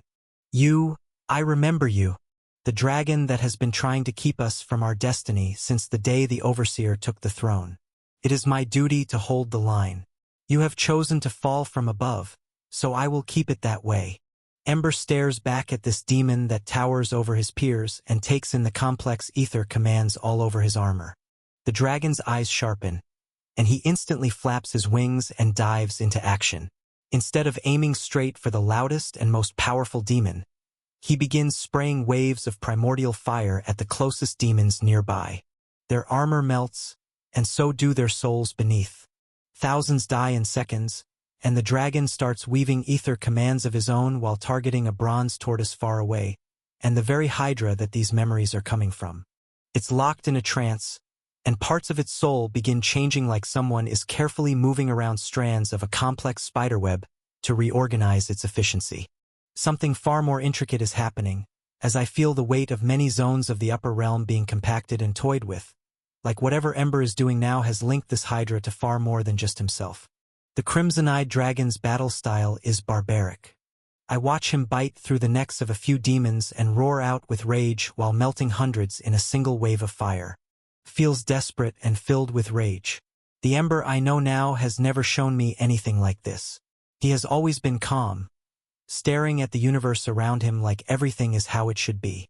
The strongest demon here has begun killing everything in its way too, taking out over half of the remaining hydras and tortoises protecting their citadel and zone. The more demons he kills, stacking up to tens of thousands, then hundreds of thousands, the fiercer he becomes. I start to wonder if he's really changed this much, or if one of the personalities is all an act, or maybe both are. I cannot understand why he's here, or why he's in almost every memory from the various beasts I kill. His intricate woven ether commands on the two monsters in the sea stop, then he starts weaving more, but turns to Samir as the royal demon has stopped killing natives and has now started chasing Ember solely instead. So you've finally stopped running. You'll face your fate. Samir yells while putting up two palms and charging up the same ether commands as present day. Ember snarls and uses half his active mind to dodge and send counters back. Surprisingly, Ember's wave of translucent fire is just about equal in strength to Samir's attacks, and when the wave hits his armor, countless white glyphs burst out into the air and deflect the waves of corrosive primordial aura. This is the Imperial's tech, so you're one of them, he mutters through his tightened sharp teeth. But his eyes still track all over the battlefield as he finishes up his arrays. The two of them fly through the air, making craters in the sea, and killing massive true blue-cord ancient beasts with their shockwaves while going blow for blow. Ember gets hit quite a few times. Massive gaping holes open up in his body, but I watch them heal up just like my arm is slowly doing, but thousands of times faster. He is not even trying to dodge the non-fatal hits, taking the blows to save energy and finish up what he's working on. A few of his primordial fire waves collide with Samir's armor, even at point blank a few times. One of the most vicious blasts melted through his chestplate and scorched his skin, but an enormous amount of ether blew them both backward in time for both sides to heal from the blast. The majority of Ember's hits are not aimed to kill, so they don't even break through his armor. Samir may be incredibly strong, but I can sense that he is not very battle-hardened for some reason. It feels like all of his attacks and defensive maneuvers are programmed, almost automatic, and not of his own design. When Ember backs himself into a corner, floating just above the citadel with the remaining life of the zone behind him, this royal demon believes he's won, not considering at all how such a thing would be much harder to do. Ember could have flown anywhere and directed the survivors to flee while keeping Samir occupied. Yet, as both of the royal demon's palms charge up with dense primordial aura glowing white-hot with ether, so does Ember. The only difference is this dragon is not aiming to attack. A shockwave of light comes out of Ember, and thousands of purple rifts open in space before the last survivors. There are some that dive through, but others stay behind out of stubborn loyalty to their home. Nearly 100 concentrated orbs of Samir's primordial aura come crashing down on them less than a second later. Ember slips away into the purple zone before impact, and a crater 2 trillion kilometers wide in the sea forms. The citadel is destroyed, the thousands that stayed behind are evaporated, and Samir's angry roar echoes out through the zone, causing the entire celestial sea to quiver. The last memories transmitted to me are of this hydra, as somehow it and the bronze tortoise Ember manipulated moments before the fight were the only survivors of this blast. When my mind comes back to reality, I instantly watch my left arm's recovery heal in less than a second. My eyes widen, but the potent memories of watching Ember heal over and over from Samir's attacks in the past have affected me deeply. It is not that just watching it allowed me to learn something I was missing. It is the weight of the Hydra's soul that has submitted to me instead of its wielder. I can feel my primordial aura maturity increasing, even though I cannot fully understand what it is or where this power comes from. As I take in another breath of air, I feel like everything around me is slowing down. Energy from the Hydra is still pouring into my sword and my soul, but my gaze scans the battlefield with a new perspective. I can feel Samir's underlying vibrations becoming more confused and more afraid. They first wavered when Maria killed his tortoise, and they've started to crack when I effortlessly killed his Hydra and now healed my arm. Yet, vibrations are only the surface. I can see the soul ties in the air now clear as day.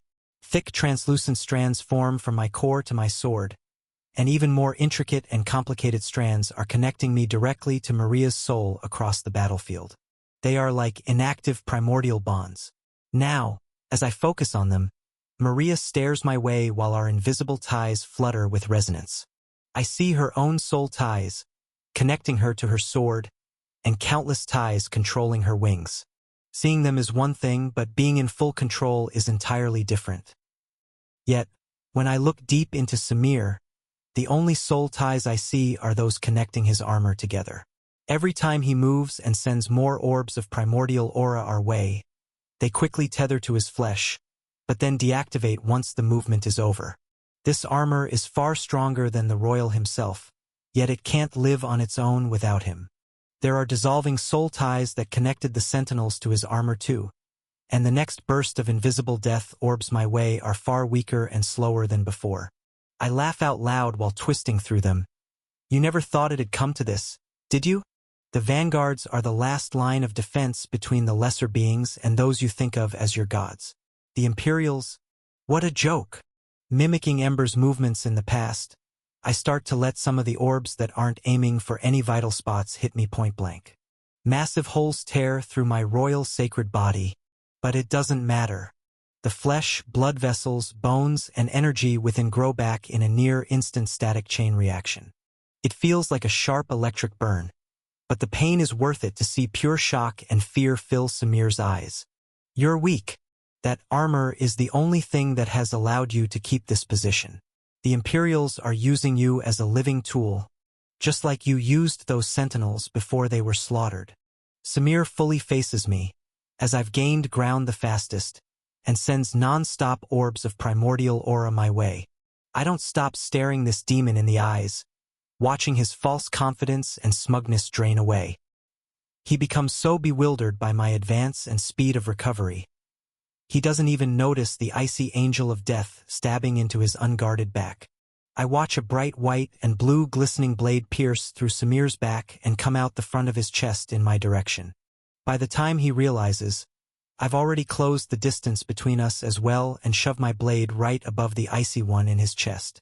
An unfathomable amount of ether commands are activating as I pierce through the thick armor. However, up close I can analyze them with much more detail. They're not all fully activating. Compared to the commands I just witnessed him release in the memories of the past, this armor has exhausted a large amount of its power. I can't tell if this was old imprinted power used up by a limited time use, if they've degraded over time, or simply if his attention is fractured and his will is broken too much by the sudden attacks that he cannot activate them all in time. Whatever the reason may be, both Maria and I are bursting with more strength than ever before. I slice right through his already fractured cores and thrust upward. Maria twists and slices down. The entire birdcage is filled with a bright white flash. The most violent and explosive burst of light comes out of Samir's armor as our blades slice through more and more of it. I can feel primordial aura pooling into my sword and battling against the stored energy in this royal demon's armor. Yet, with every few million kilometers I slice through, the weaker his connection to this energy gets. Soul ties are being broken and devoured in front of my eyes, which only makes the depth of my primordial aura deeper. I follow through and break upward through the demon's chest and slice his head in half with almost no resistance at all by the end of it. Maria slices through all of his vital organs, freezing them to ice and shattering them to mist. Two halves of the royal family head, Samir Vanguard, breaks apart in the explosion. Countless strands of ether attempt to connect the armor pieces back together, and inside his flesh, even tries to reconnect with tendrils of demonic essence and dense strands of dark blue, divine energy. Yet, his cores have shattered, and the life is leaving his eyes.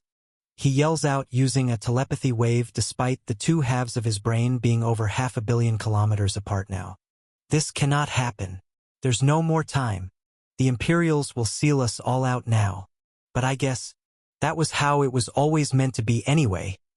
As the shock, fear, confusion, and vitality itself leave this demon's eyes, a wave of nostalgia and acceptance is the last thing I witness in its gaze. The two parts of its armor still try to pull each other back together, but Maria and I make sure that does not happen. Zigzags of blue and red light appear through the bright flashing white as we slice through the pieces of armor and destroy every remaining part of it on the spot. Some pieces are denser than others, and they release built-up ether commands, many of medium quality, and many of high quality that have degraded over the eternity of waiting. They are nowhere near as intricate as the strange arrays the Void Creeper used in the ravine, but some of the symbols and commands are similar, using a weaker version to summon stored primordial aura within these ancient crafts. In fact, a lot of the stored-up energy cannot be fully constrained or destroyed, and I get caught in the shockwaves, tearing holes in my royal sacred body. They aren't a problem and heal up even faster than the hits I took during our fight. Every passing moment now, waves of potent energy are flowing into my body and cores, and my primordial aura maturity is rising even faster. The massive gashes heal up before the whole shockwave can even make its way through me. Maria is caught up in the blast too, but instead of taking damage to her archangel's celestial body like I have, there are pathways of source resin that flare up as primordial aura hits her. They absorb the blast and even begin taking in high-quality ether commands like it is raw energy. You could be reading stolen content. Head to Royal Road for the genuine story.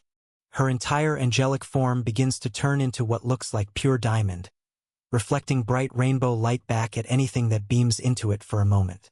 My own body starts to absorb everything from that blast too, but the high-quality commands just flood through me. I can't fully sense or digest them. To my celestial energy, they still seem far too foreign. However, all of the compacted royal vibrations, demonic essence, incredibly refined celestial energy, and raw primordial aura are absorbed directly into my soul, celestial fire, and dark corruption. Not only from this demon, but from the sentinels below him too. Lots of the excess rust and bronze-colored energy in the air have not been fully absorbed yet. Now that I no longer have to put up any defenses, I can let my aura explode outward with the sole purpose of growing stronger. Maria's expands with me, and our fire and ice overlap to collide with the countless beams of ether commands held together by a team of demons outside collecting data on our fight. Without an anchor to Samir Vanguard, all of their devices and arrays lose their sturdy connection and shatter to harmless random glyphs in the open air. This birdcage is devoured, and all of the demons holding it together are killed and disintegrated by our shockwave on the spot. At first, the crater in the sea explodes outward even further, spreading over 4 trillion kilometers in diameter from our aura's natural blast. But the moment all of our enemies are dead, the flash is gone. The raging celestial sea flows back in, and we float upward in the sky to let the waves crash and settle. Blaring notifications from this battle are still going off like alarms in my head. They contain scattered alerts from the tens of thousands of demons we've killed along with Samir and his sentinels, but the most important ones float to the top. Level up, X 241,826. Celestial Emperor's Soul Sword has reached LVL 6. Just as my gaze scans my status to read I've reached LV 489,336. And all of my blood-bonded gear and soul armor has skyrocketed in strength. My attention breaks away from these numbers. Our time to fulfill the legacy is near. Echoes deep in a part of my mind I did not even know existed. It is a deep voice, one that feels wise yet naive. It is filled with compassion, but burning with anger and hunger. The longer I try to hold on to its essence, the more convoluted it becomes, and I question if the voice was even real. I stare down at the sword in my grasp that I swear just spoke to me. Swirling deep in its core, I watch it digest the final pieces of Samir's armor, then move on to the souls left behind from the sentinels. I drained their pure celestial energy into my own being, but there is a portion of them I cannot fully consume. Oddly, neither could Maria. Her waves of source resin flowed through both sentinel souls like they were not even there. All that remains are two white orbs. They spin around in the core of my sword, and the longer I stare at them, the more I remember them falling down into the battlefield from somewhere else.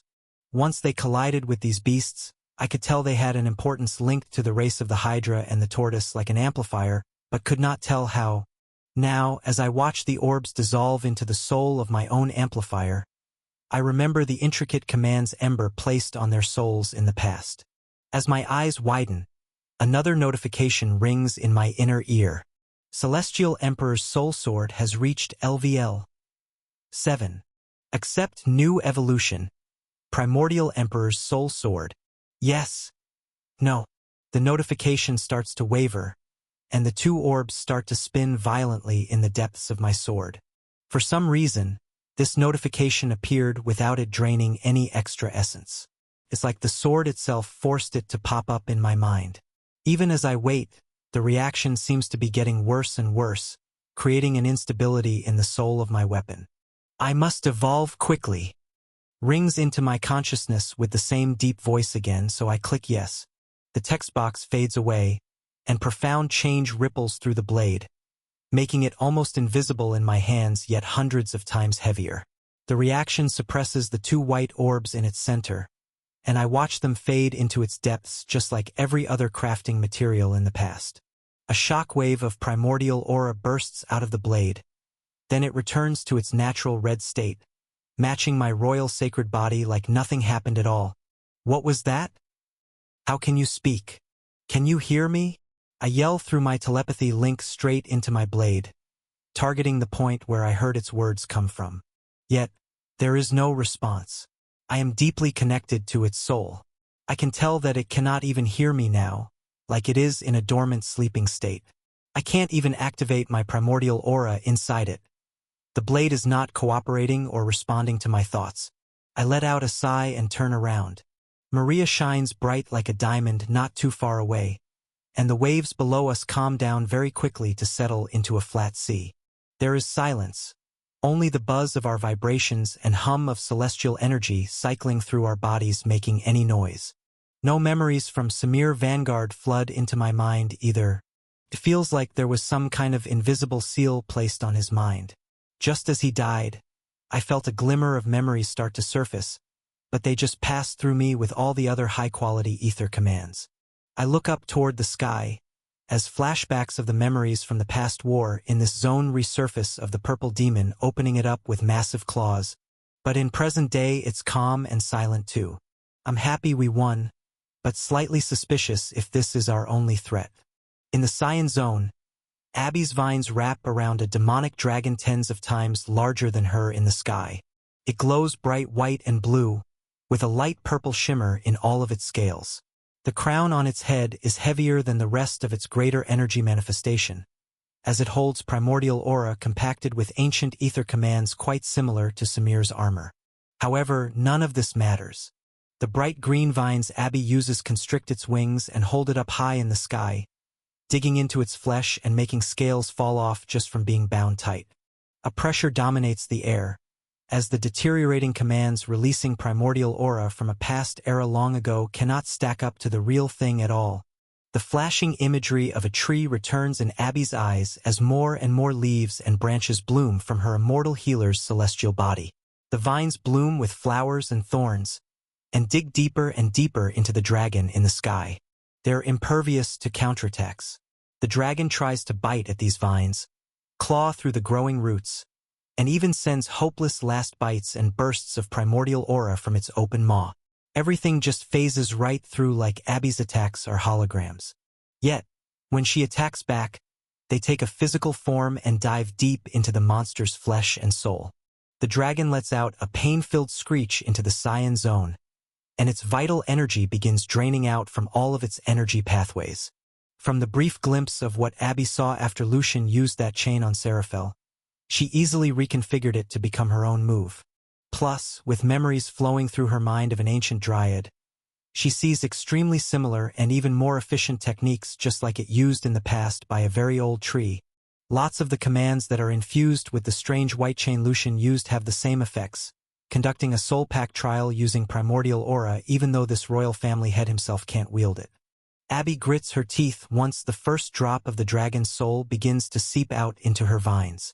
"Looks like I can't end this until you finish your job, Seraphel," she yells through their link. Then, she stops stimulating every bit of her power to leave the dragon immobilized but still alive high up in the sky. The moment Abby touched its soul, she realized killing it here and now would disrupt the duel between Seraphel and Lucian. Severing their connection before the blue wyvern's soul is completely settled back into his body would be extremely dangerous and harmful. "I know. I'm doing everything I can. But he's getting stronger," Seraphel yells back. He gained the upper hand when Abby borrowed her full available 5% of stats.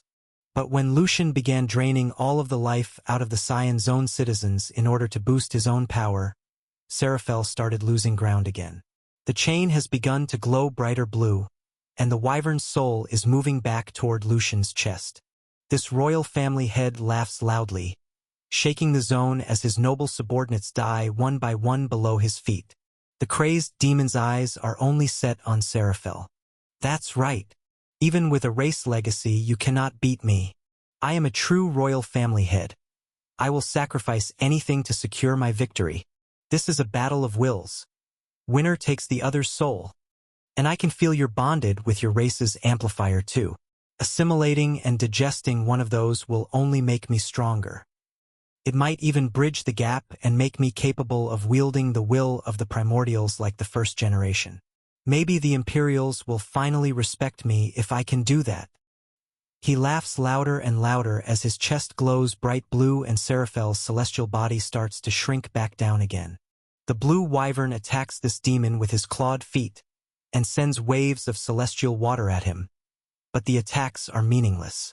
Most of them miss, as Lucian takes advantage of the ether commands in the air to speed up his movements. Even the attacks he allows to land leave nothing more than a scratch, and weaken the wyvern's energy pools to make fighting back harder. The story has been illicitly taken. Should you find it on Amazon, report the infringement. Abby sees this futile struggle and grabs her staff to amplify her power. The pulse of white and green energy that erupts outward is a mix between her blended legacies, but they have the same end result. The bottom of the Cyan Zone tints green for a moment, and Seraphel's celestial body stops having to heal on its own. The white sparkling mist in Abby's aura does that for him, so he can attack without wasting any power. It makes his eyes glow white, stimulating the wyvern's legacy. The second half of her burst outward makes hundreds of vines just like the ones she used to tie up the dragon in the sky, and plunge them down past both of the fighters chained together. Instead of aiming for the royal demon they're fighting, she aimed for his source of new power. All of her dense green leafy vines collide with the protective dome over the Cyan city. There is an initial shockwave as ancient high-quality ether commands are shattered by her primordial aura, but once she's through, there is no resistance to the common defensive arrays at all. She bursts through them like they are frail glass. Each vine erupts into hundreds of smaller vines, and each one of them splits off into thousands more. Every single tower in the Cyan city is covered in her essence, and the plants spread out like roots looking for nutrients. All of the tendrils of ether that sprout out from Lucian, draining his subjects. They're devoured and their connections are cut. Instead, green vines drain the life force out of the millions of remaining demons. Not only the moving life but from the ether commands in the air, powering the streets and making all of the Cyan towers function. The bright city instantly dims as an astronomical amount of celestial energy and Cyan threads are pulled upward, and the entire defensive dome is drained and dismantled. Even the surrounding Cyan clouds filled with divine threads and celestial energy begin to dull in luminosity as they're drained for their power. Abby's vines glow brighter and brighter, and notifications pile up in her mind as she's just slaughtered millions. A surge of pure power and energy control maturity increases drastically as well. Her immortal healer's celestial body grows tens of times over in size, reaching over 2 million kilometers. Making the dragon she's captured not look so massive any longer. It just looks like an overgrown lizard she's holding on a leash. Though, Abby's attention moves away from the dead demons and the dormant black towers. She stares down at Seraphel and plunges her vines into his back. Surges of excess energy cycle into him, and almost instantly, the blue celestial glow in Lucian's chest fades. His pool of infinite energy below him has vanished, and the wyvern he's bonded himself to starts landing attacks in his unprotected body. The ether commands in the air have been devoured by Abby's vines, making his movement speed many times slower, and the blue wyvern before him is only getting stronger. Seraphel yells out into the open air. "This is what you deserve! A death with no one watching. All of your subjects have died a meaningless death, just like the wyverns you betrayed, and all the lower races you took advantage of after. You're no royal family head. You're being used like every other demon in this twisted system. Don't you see how easily your higher-ups seal off the zones below? Once you fail to be useful, you'll be just like them. You should be thanking me for putting you out of your misery." A blast of celestial energy collides with Lucian's shoulder, blowing his whole arm off that holds the demonic axe he was using to block a few of the past strikes. The demon's eyes are filled with shock, wide open, moving back and forth from Abby's enormous greater form resembling an ancient dryad, and the energy manifestations surrounding her that bloom like tree branches and leaves. The roots that have drained his Scion City resemble those of the Tree of Life he talked about when this battle started, and a mixture of terror and understanding washes through him. The chain connecting his soul to Seraphel's vibrates with automated white glyphs and high-quality ether commands, channeling primordial aura through it constantly. All of Seraphel's soul slides back into it, and instead, it begins to glow brighter purple. The pupils in Lucian's eyes become smaller and smaller as he hopelessly watches the chain fill completely purple with his soul, and strength leaves his body. Royal vibrations are siphoned out. All of his celestial energy, demonic essence, and vitality left in his being. Another burst of Abby's aura washes through the battlefield below as the demonic soul pours into Seraphel's chest. It soaks his body in a green and white light. The white glow makes sure all of the raw royal vibrations are realigned to fit within the wyvern's legacy. The green is healing and mutating all of the celestial and demonic energy pouring into him, turning it pure white and blue in order for his mana-based soul to digest it. The moment the chain empties out all of its essence, it's left pure white. Then it snaps and shatters into millions of glistening glyphs. The husk of Lucian Morvale falls from the sky, down into his dark, lifeless city along with all of his dead subordinates. Abby feels the heart of the dragon in her vines stop beating, but the raw energy is still floating in the air. She finally activates their full power and lets all of the dragon's celestial energy pour into her soul. The crown on its head shatters to pieces, but her vines begin devouring and draining the primordial aura and high-quality ether commands as though they're nothing out of the ordinary. Shockwaves burst off the immortal healer and the last wyvern as they both erupt with power and assert absolute dominance on the Scion zone of the upper realm.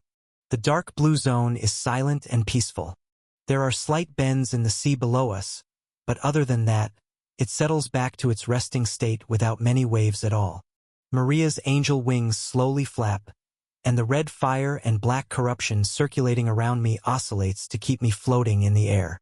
Both of our celestial bodies grow even larger, now both strengthened by true royal vibrations, but the primordial aura that makes the depths of our souls tether together stronger and heavier in reality. As I look around the desolate sea, I feel like I'm staring off in two directions. My synchronicity with Maria is so aligned that everything she sees appears in my mind, and everything I see echoes in hers. The vast expanse of the blue zone is mapped out in its entirety using our combined power, stretching tens of trillions of kilometers in every direction. We turn and fly off toward the only landmark left behind in this zone. I was expecting to see the corpse of a dragon somewhere, or other royal-grade enemies lurking nearby. Deep in the back of my mind, I even feared that a rift would tear open to the purple zone and the black-clawed purple-eyed Imperial would come down to seek revenge. But none of this happens.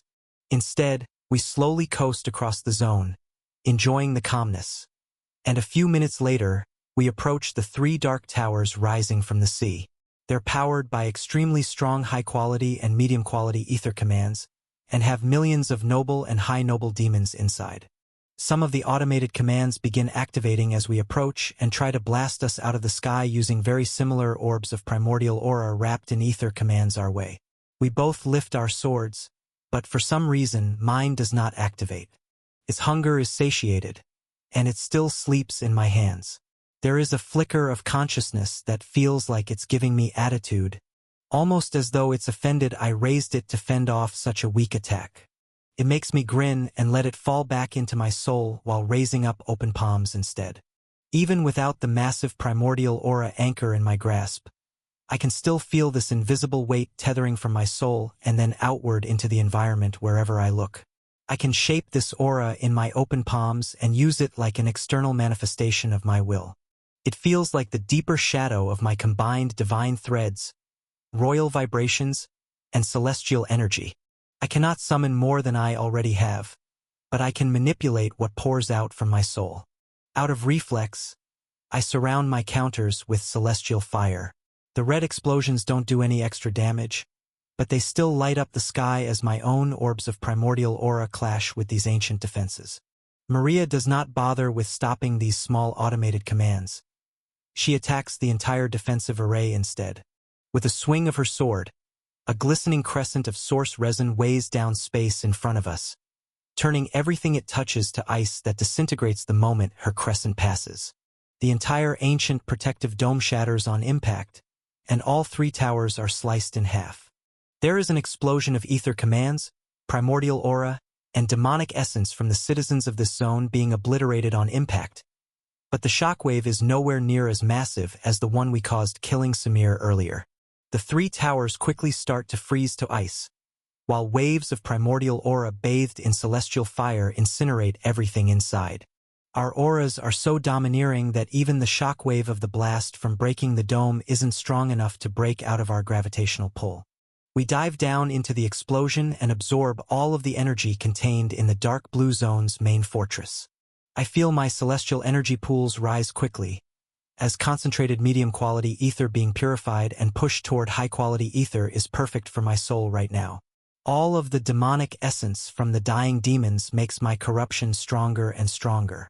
Maria's source resin devours all of the fractured and decaying high-quality ether commands, and we both share the primordial aura residue equally as the towers are completely destroyed. A long string of notifications hits my inner ear as I drain some of the most potent medium-quality ether storages near the base of one of the towers. It occurs when Maria shatters the arrays on the last storage room containing a far different kind of treasure. 49, 821, 520003 worlds claimed. Our power surges even higher, destroying everything left beneath us when the automatic borrowed stats pull from the new worlds. My running total is just under 57 billion now. We can see the bottom of the zone again, as a crater forms deep in the celestial sea from our auras alone. My eyes widen even further once I see a silver reactor just like the one in the green zone below us. At the same time, in the cyan zone, a very similar series of events are playing out. Abby and Seraphel receive a massive burst in power, as their borrowed stats have just increased by well over 7 times. This in turn spreads their will into the clouds and breaks apart the remains of the Cyan City. It makes the vines pouring out from Abby's immortal body flow faster and soak up more of the Cyan divine threads and dense celestial mist in the atmosphere. Her aura makes the entire zone begin to quiver. Seraphel lets out a satisfying screech as his celestial body grows in size and glows brighter and brighter white. He digests the royal vibrations from Lucian's soul and taps into deeper depths of the Wyvern's legacy with every passing moment. The rise in stats pushes his mind and body even further, allowing his white and blue aura to travel through Abby's pathways and reach the far side of the Cyan Zone 2. Below them, all of the storage systems and public resources are unveiled to the open air, and strong pockets of medium-quality ether and orbs containing world claims to the lower realm stream up Abby's roots into her soul and connect to the rising Emperor's pool. 23,256,929,810 worlds claimed. There is 5% of stats from over 70 billion worlds flowing through this pair's souls. It is enough to make the palace on the far side of the Cyan zone begin to crack and break apart from their presence alone. The stairways leading down deep into the Cyan clouds crumble, and the palace breaks apart, falling into the mist of the zone. Massive amounts of the surrounding Cyan clouds are getting thinner and drifting toward the wyvern beneath the Tree of Life as they begin to drain this zone of all of its energy. A faint silver glow peeks out from below the palace through the rubble. In the lower realm, the flashes of purple divine threads and high-quality ether commands finally cease. Every single demon left behind by the Imperials has been woken up from their slumbers. Instead of the exterior armor that Samir Vanguard was granted, these demons have gone through far more invasive procedures. Their entire bodies glow bright white, unlike any other demons of this era. Celestial energy courses through their veins, and high-quality ether commands glow on their skin, holding their souls together. The forces of millions of high-noble demons from the first generation all mindlessly roam through the stars, scanning their surroundings and looking for all life to exterminate. All of these squads of demons have been extremely far out in deep space and have already torn through a few thousand star systems that were never in contact with the Rising Emperor's worldwide connectivity system. That is, until now. Massive pockets of unexplored space have just been connected together and automatically contacted by Alvaron, the main administrator of foreign public relations and New World links. Their abrupt introduction shows a handful of these worlds being hopelessly massacred with live feeds directly from citizens that have just formed links of loyalty. All it takes is a single one of these bright white demons to enter a solar system to obliterate it. Instead of touching down on the worlds directly, all they do is send shockwaves of celestial energy into the stars at the center of the systems and cause massive explosions to obliterate every planet in orbit along with the life on them. Some demons that have ventured too far into deep space and are unable to find any more planets or life to destroy follow their protocol without question. They begin compressing the divine threads stored within many ether commands on their skin and use their bare hands to grab space itself in front of them. Green cracks form in front of them as they begin forcefully creating pathways to the upper realm to fulfill the rest of their mission. All of this chaos perfectly aligns with the messages being sent from Pluto to Bree, giving a live spectator feed viewing the strange phenomenon happening with the Purple Imperial's tower that has been dormant for all the years he's been in the demonic realm. He watches an army of bright white demons walk out from the Imperial's fortress. Each one of the 5 family heads' towers has many large castles, training houses, and various supplies buildings surrounding their bases up on a large mountain. The Imperial's demons do not bat an eye as they pass by the lingering demons left beneath these towers. They only walk down the mountain and toward the commoners and the rest of the natives in the demonic realm. Pluto's eyes widen as bursts of bright white celestial energy beam out from these demons' palms. No aura, vibrations, or any sign of life at all could be felt coming off them when they were passing by. Yet, when these white beams hit the ground where the millions of commoner demons stay, deep ravines explode open in the ground. Holes thousands of kilometers deep into the planet's crust completely destroy the natural landscape, and the extermination of every commoner race on this planet begins.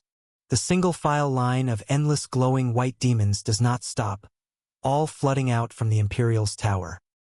Ember watches all of this take place, still standing calmly in a bright white forest of trees made of pure high-quality ether.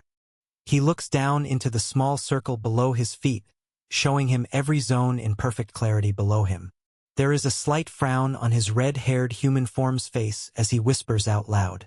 The Imperials are just as cruel as they were the last time I saw them. Even though he's a bit upset, there is still a calmness and an absolute confidence in his eyes while looking down. Ren nervously flies in circles in her white wisp form, passing by Ember's back every few seconds. Then, asks a question. Do you think they'll make it up to the primordial garden? It's not like Jay can wield silver threads, and the Imperials know the other 2 family heads are dead now and dash. Ember chuckles and follows Ren with his eyes while the white wisp keeps spinning around their portal to the lower zones. Don't worry, everything is as it should be.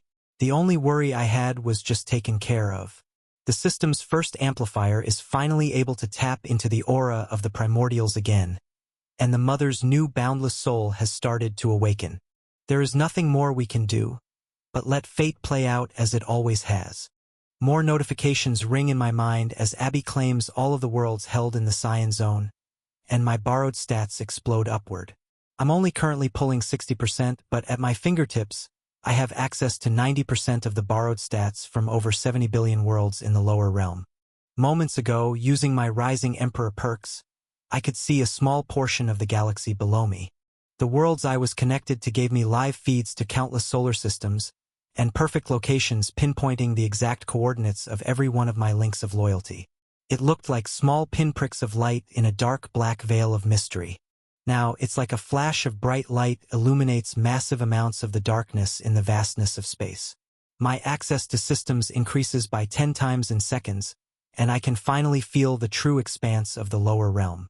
There are still incredibly massive dark blotches of mystery space, but the unexplored areas of this galaxy now all have massive pockets of linked worlds. Even thinking about it expands my mind.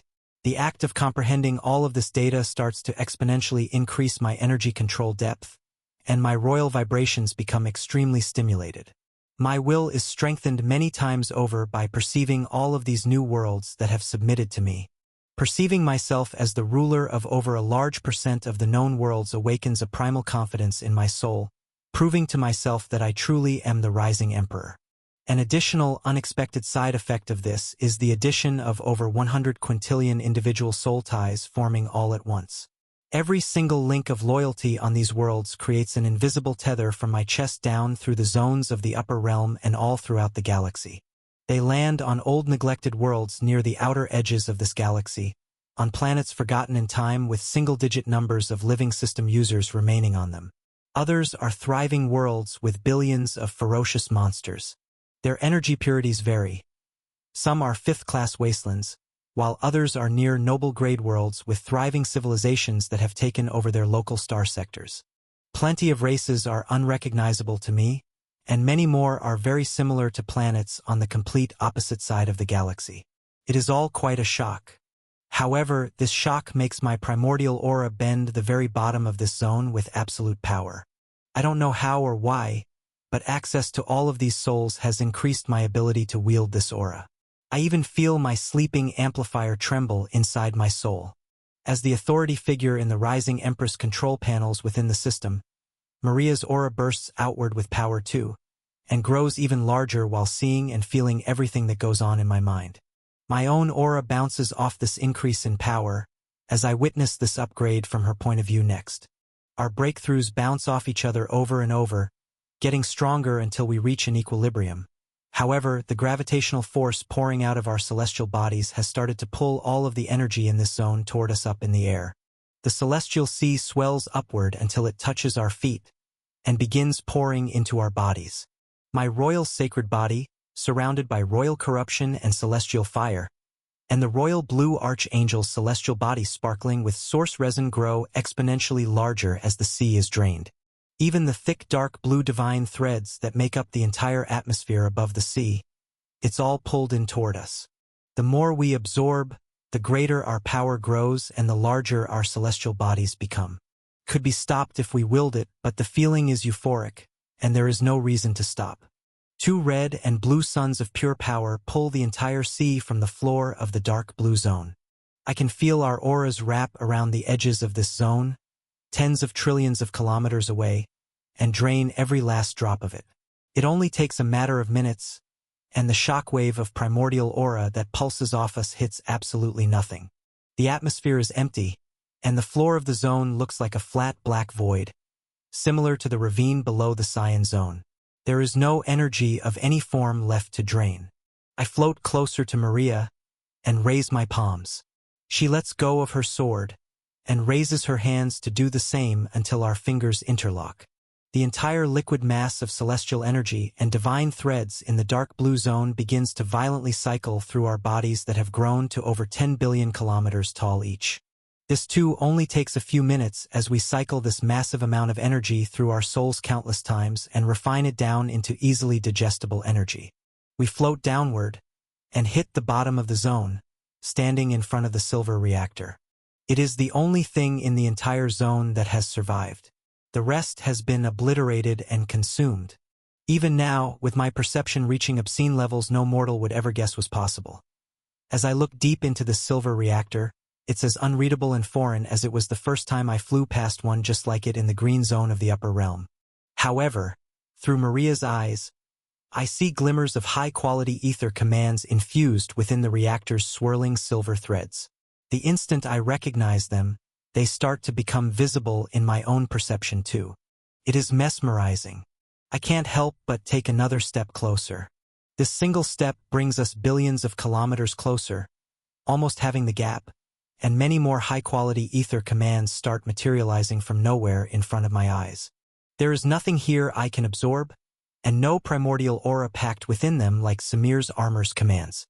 I start to take another step forward, but a massive amount of the high-quality ether commands flash in front of my eyes in patterns I can recognize. All of a sudden, a vision flashes in the depths of my mind. It feels similar to the experience of witnessing a past play out through the eyes of that Hydra, but when I feel my body in these memories, it feels extremely familiar, almost like I'm remembering something from my own past. Silver divine threads flow through this humanoid body, and bright white high-quality ether commands and glyphs pulse beneath the feet of this body. He stands on the back of a bright golden dragon. They're soaring over what looks like an endless forest of pristine white trees. However, as the point of view of these memories try to pan toward the dragon's face, or upward to reveal the identity or even race of the humanoid's eyes I'm seeing through, flashes of silver light burst in front of my eyes. I'm blown backward, and Maria catches me as I fall momentarily unconscious. I quickly shake myself out of it, remembering the visions in perfect clarity, but now looking back, I feel a glimmer of golden light blocking off a part of them I can't recall. I take another step back with my eyes widened. We're going to have to ascend another way. I murmur out, recognizing this feeling from the curse Ember told me about multiple times back on the human world. It is one that does not allow me to learn things about the dragons before I'm high enough level or the right messenger can tell me. My whole body feels like static has just run through it, and in reaction to this, my perception expands even further. I can see even more high-quality commands inside the reactor, and now my instincts are sharp enough to realize they're extremely dangerous. If I tried to touch or manipulate that reactor just a moment ago, could have killed me on the spot. These thoughts and revelations are instantly transferred into Maria's mind, and both of our intuitions grow to see more and more within these high-quality ether glyphs. It puts into perspective how powerful the creator of this artifact really is, and how much stronger we need to become to have any chance of even standing in the presence of an overseer. The lower realm, green zone, cyan zone, and now this drained blue zone all become so clear in my mind. It's like I'm standing in person in every single spot my links of loyalty's perceptions can touch. For a moment, I feel soul bonds reach upward, even higher to a zone I've never even been to. I see flashes of the fractured memory I just saw stimulate my soul bond with Ember, and my primordial aura starts to bend the blue zone with far more weight than before. As these energy readings echo in Maria's consciousness, she turns her head toward me with wide-open sparkling rainbow eyes. I see it too, a pathway. That's how we'll make it to the next zone. Both of our minds follow this invisible soul tie through a very delicate wavelength of reality reaching upward through the zones. We try to focus and strengthen its pull, tapping into this new feeling with every bit of mental energy we have to secure and anchor. Simultaneously, all of the energy resting in our celestial bodies has hit its limit on how far it can be refined. With no more additional energy to pull in, the gravitational fields within our souls has begun to pull on our own bodies and energy stores as there is nothing else left in reality to affect. In just a matter of hours since entering this zone, our newly formed dark blue divine cores have been oversaturated. At their cores, the dark blue threads have nowhere else to expand to while staying within the confines of our celestial bodies. Shimmering purple divine threads are starting to naturally compress, and threaten to fracture and destabilize what is left of this zone. An invisible pathway deep within my consciousness seeps upward through the zone.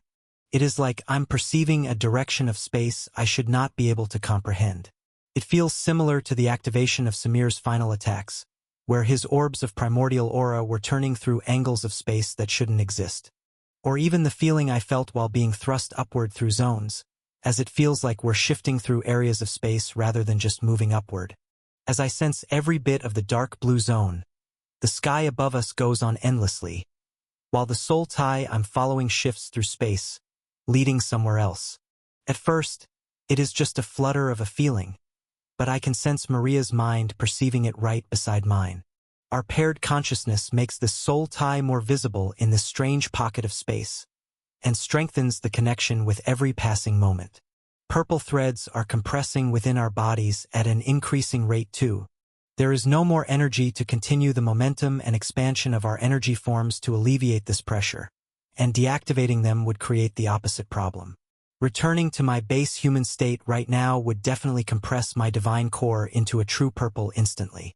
The fact that my energy is so spread out in my royal sacred body is the only reason I'm still standing here. Reality is starting to crack around both of our bodies, but I can feel where it's leading to is not exactly where this soul tie is anchoring our minds. Instead of naturally letting the gravity crack open this zone, I channel all of my available energy into my hands and feel Maria do the same. Veins of purple divine threads start naturally forming and flowing through my body. It forces space around us to bend and become extremely malleable. Royal vibrations stack their intent to keep us in place, exerting our will on the environment not to take us yet. And primordial aura grows larger around our bodies every second our wills expand. I watch my open fingers disappear through a tear in space before me as I take advantage of the fragile atmosphere. Maria's hands disappear next to mine, and I feel them on the other side of the invisible veil. They are much closer to the soul tie we're using as an anchor. I grab onto the fabric of the dark blue zone and pull to the side. Maria pulls with everything she has in the opposite direction. An enormous rift in space tears open before us. Its edges burst outward with purple cracks and waves of excess high-quality ether from the other side. Its edges pull with an unfathomable force that feels like a magnet. Both sides of the rift try with all their might to close back up the instant we open it. Shockwaves of foreign ether enter the blue zone, and purple cracks burst outward from all sides of the rift, filling the zone for trillions of kilometers. The entire zone's structural integrity shakes, and we don't waste any time kicking off the bottom of the zone and thrusting ourselves through. Both sides of the rift clamp closed behind us the instant we release the pressure. Purple threads flood into my royal sacred body and begin tethering to my royal vibrations. Every last dark blue thread swirling in my divine core compacts in on itself and consolidates to allow my true core to finally wield only purple threads. I have painful memories of forcefully opening up a rift in the past, when Maria and I traveled from the green zone into the cyan ravine. We both reflexively hold onto each other, preparing for the worst. However, it feels nothing like that nightmare at all. It's like we're flowing up a warm river at a controlled pace. The soul tie we're following is far brighter and heavier in our minds, and the process of following it upstream is calming and oddly simple. In fact, looking down, I can see the blue zone still.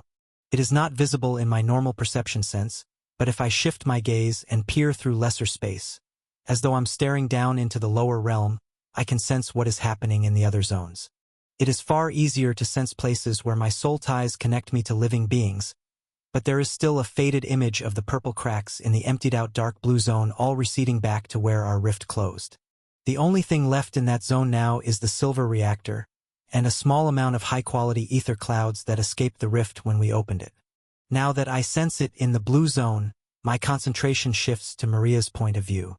Her body is pulling in purple threads from the atmosphere in this warm stream even faster than me. For some reason, her gaze can pick up the intricacies of high-quality ether far better than mine. Her source resin is even capable of collecting it. It's not necessarily digesting it or powering Maria's soul, but it is certainly leaving the air she travels through and being stored somewhere. There is still extremely high-potency celestial energy that flows through these strange pathways between zones too. It is absorbed into our bodies like multiple celestial seas per second are entering our souls, but the most drastic change is still the transition to wielding purple threads. It fills both of us with incredible energy.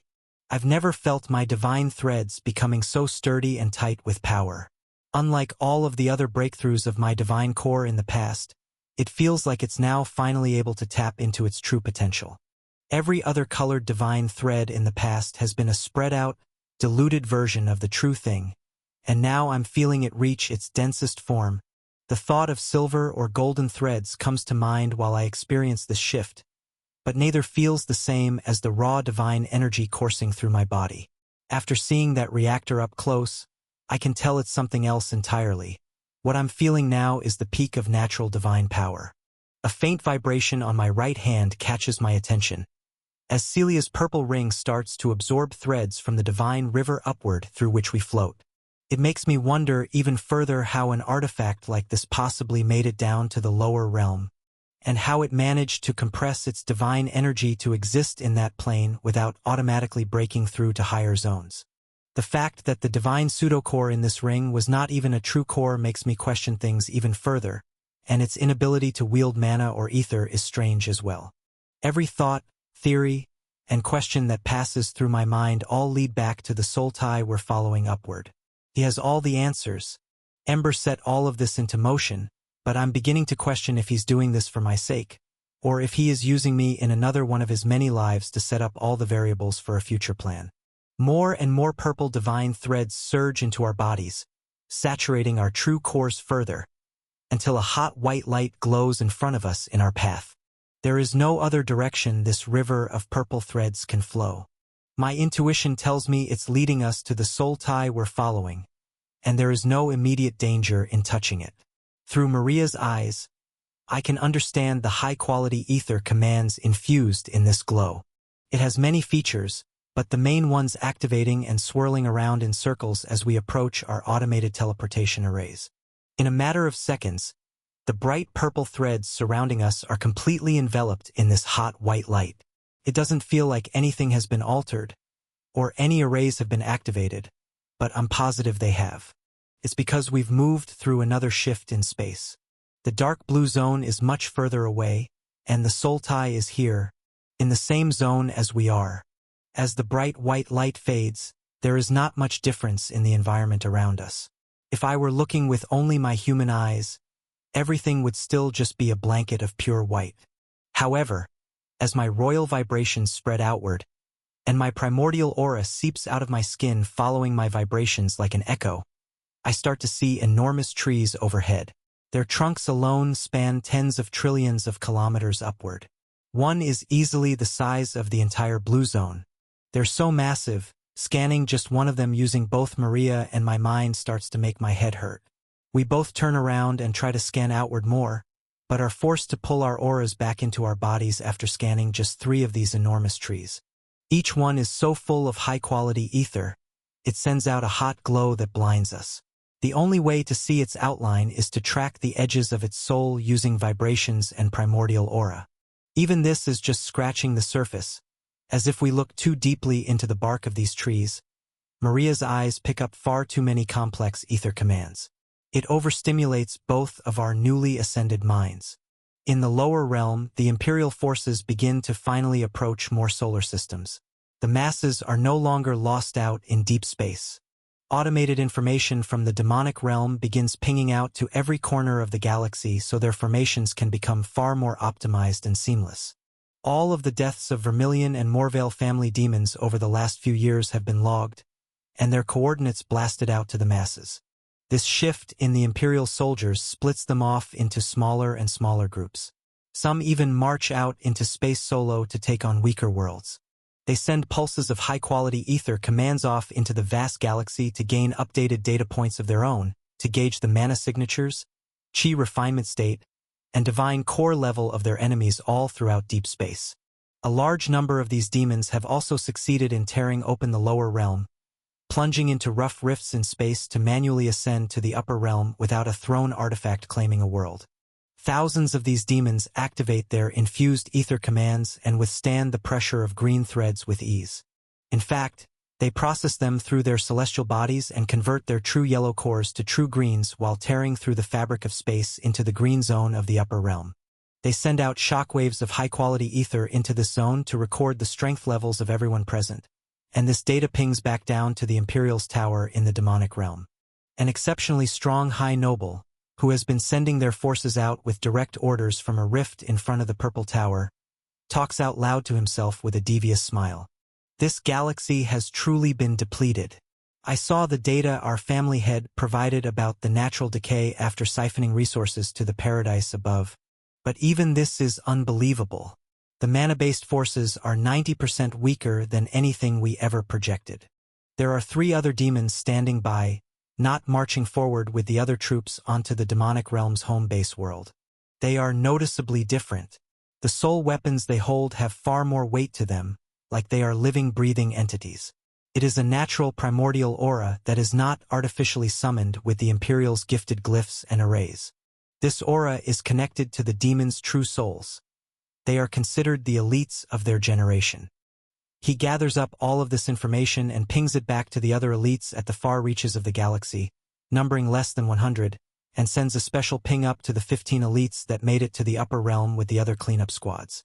The long single-file line of demons coming out from the Purple Tower finally stops, and this high noble sends another ping back to every single awakened soldier. Over 4 million of you have returned from your endless sleep. The time has come for our family head to place the Great Seal on this system. We have been granted the glory of following out the Imperial's final wishes, and become the fuel for our Emperor's ascension. Exterminate every last one of those mana-based life forms.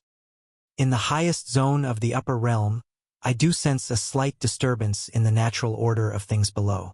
In the back of my mind, updates and alerts from the worldwide connectivity system are flying by, and notifications straight from the commanders, knights, and administrators are pointing to a large problem too. Some kind of counterattack is being pushed out by the demons, and they need support in the form of borrowed stats immediately.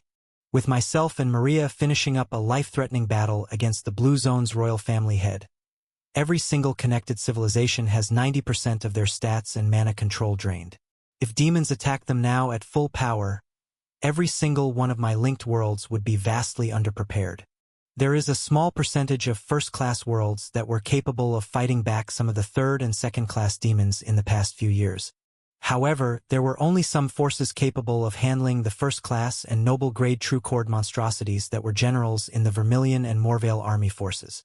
Without the knights, commanders, and administrators on the front lines, the lower realm is defenseless. Even while these thoughts race through my mind, I still don't let go of my stats. And neither does Maria. We're in a foreign zone, and we can't see further than a single tree in front of us without our minds becoming overstimulated with high-quality commands. It is too complex. Our celestial energy bases can't interpret what a massive amount of these symbols mean or what the random arrays activating do. On top of that, our royal vibrations aren't even mature enough to withstand the will of the entities around us. We've only scanned 3 trees and haven't even gotten past the bark. I can't sense any core or energy source or system readings. I can't even tell if these are living beings or just artifacts. The more I try to process this information, the smaller I feel, and the weaker my royal vibrations base starts to become. I can feel it shaking, and even my primordial aura wavers and oscillates outside my body. It is not in a controlled manner, it's like I'm going into shock. I've only seen something like this happen 2 times before. The first is when I broke through that ancient demon's mind in the ravine, and made him realize his path was incomplete and not that of a true royal, and second when Samir realized he was going to die and that the Imperials were only using him as a shield and never respected him.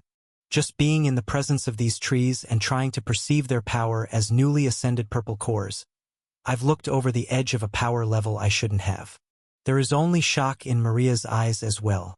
Her wings start to shake, and the flow of source resin in her eyes tries to escape being used. My mental view of what she sees becomes distorted and simplified, as the source resin that was helping her see no longer wants to. Scared. It makes me shiver too. But one thing in my soul does not back down. I can feel the shape of a burning hot sword deep in my chest, like it is overlapping with my soul energy core. It does not wake up, but as the aura from the trees around us suppresses our bodies and minds, it does not waver. When I look inward, and only focus on my blade, my mind begins to calm down too. It is like a mental tether back to reality, where I can stay safe and not be perceived by my surroundings to an extent. There is still a horrific pressure and mind-bending force looking down on us from every single angle, but I get a momentary mental breath to act. I grab onto Maria and push this imagery into her psyche as well. They aren't trying to kill us, or even suppress us. We just have to look away. Maria's eyes close, but it isn't enough. Our enormous energy forms have grown even larger since ascending from the blue zone, surpassing 25 billion kilometers head to toe each. They actually continue to expand, but this is a major source of our issue. All of our senses are on high alert, and the act of perceiving everything around us in such high detail is melting our minds and overstimulating our souls. A few more seconds of this, and I'm certain there will be a destabilization of my royal vibrations, or some kind of soul fracture that will not be possible to heal by normal means. I begin using my celestial grade foresight skill, predicting many outcomes, but this only speeds up the problems faster. However, there is one variable that never changes in these visions. That will work, in more ways than one. I send a mental imagery of a technique to Maria and simultaneously reply with confirmations down to the lower realm that they'll receive their needed stats soon. Then, take a deep breath and deactivate every body and energy manifestation enhancement I have. My celestial fire and demonic corruption stop circulating around me and seep back into my sacred body, falling back into my cores. The manifestation of horns on my head recedes, and my face is revealed to the outside world. However, this instantly limits my field of view. Not outwardly portraying my true self disrupts the natural flow of my aura and even makes my linked vision with Maria weaker. I let my greater and astral forms deactivate, along with my sacred body. The massive pull of the purple threads in the air, and the automatic tethering to loose celestial energy for hundreds of trillions of kilometers in every direction, stops. Maria's angel wings fade in a sparkling aura of light, and her hundreds of thousands of pseudo-cores begin stacking back into each other and deactivating, reverting back to a single one. Her archangel and ice goddess forms dissolve at the same rate as mine. We both let go of our borrowed stats, and the process of shrinking back down to smaller and smaller base forms speeds up. I can feel the raw strength and overwhelming power leaving my being, but at the same time, a massive wave of relief is washing through my psyche. I can no longer see the high-quality ether commands in the air. Even when I try to stare into the bark of one of the trees nearby, it just looks like a pure white wall. I cannot perceive a thing. The primordial aura that was pouring out of my soul moments ago does not shrink with everything else. It doesn't go away in Maria's surroundings either. Even as our energy bodies collapse back into our souls, the strength and dense nature of our primordial auras don't fade. It is like there is an enormous bubble of invisible shielding surrounding our bodies, and we're too weak to see through it and harm ourselves. I'm still perfectly connected with this aura, and I can sense the same sinking feeling that these trees have souls and are imbued with an unfathomable amount of primordial aura too. But that is the full extent of my senses. My fresh and untrained mind is no longer burdened by the secrets of this zone. Maria and I stop shrinking once we reach a few hundred kilometers tall each. I glow bright crimson, and she stays icy blue. Enormous purple true cores cycle in our chests, and throughout the 25 billion kilometer-wide bubbles of primordial aura surrounding us, there are still thin lines of white celestial energy that seep through, attracted to our soul energy cores. This is because neither of us has sealed our royal vibrations off at all. Oddly enough, while repeating many variations of ways to survive moments ago using my foresight skill, I found a strange variable. If I limit or try to seal off my vibrations using Seraphel suppression technique, or just sealing them back in my normal human form, my primordial aura is affected. Imagery of it seeping back into my soul with the vibrations showed up in all of my mental trials. I don't know enough about either for this to make any sense. However, having my vibrations burst out into this forest doesn't seem to be a problem. They do not pick up on any harmful readings on their own. In fact, they're better used as a crude form of echolocation. This tale has been pilfered from Royal Road. If found on Amazon, kindly file a report. Not only are the 3 trees we found before visible, but I begin to sense dozens more in every direction before my range cuts out.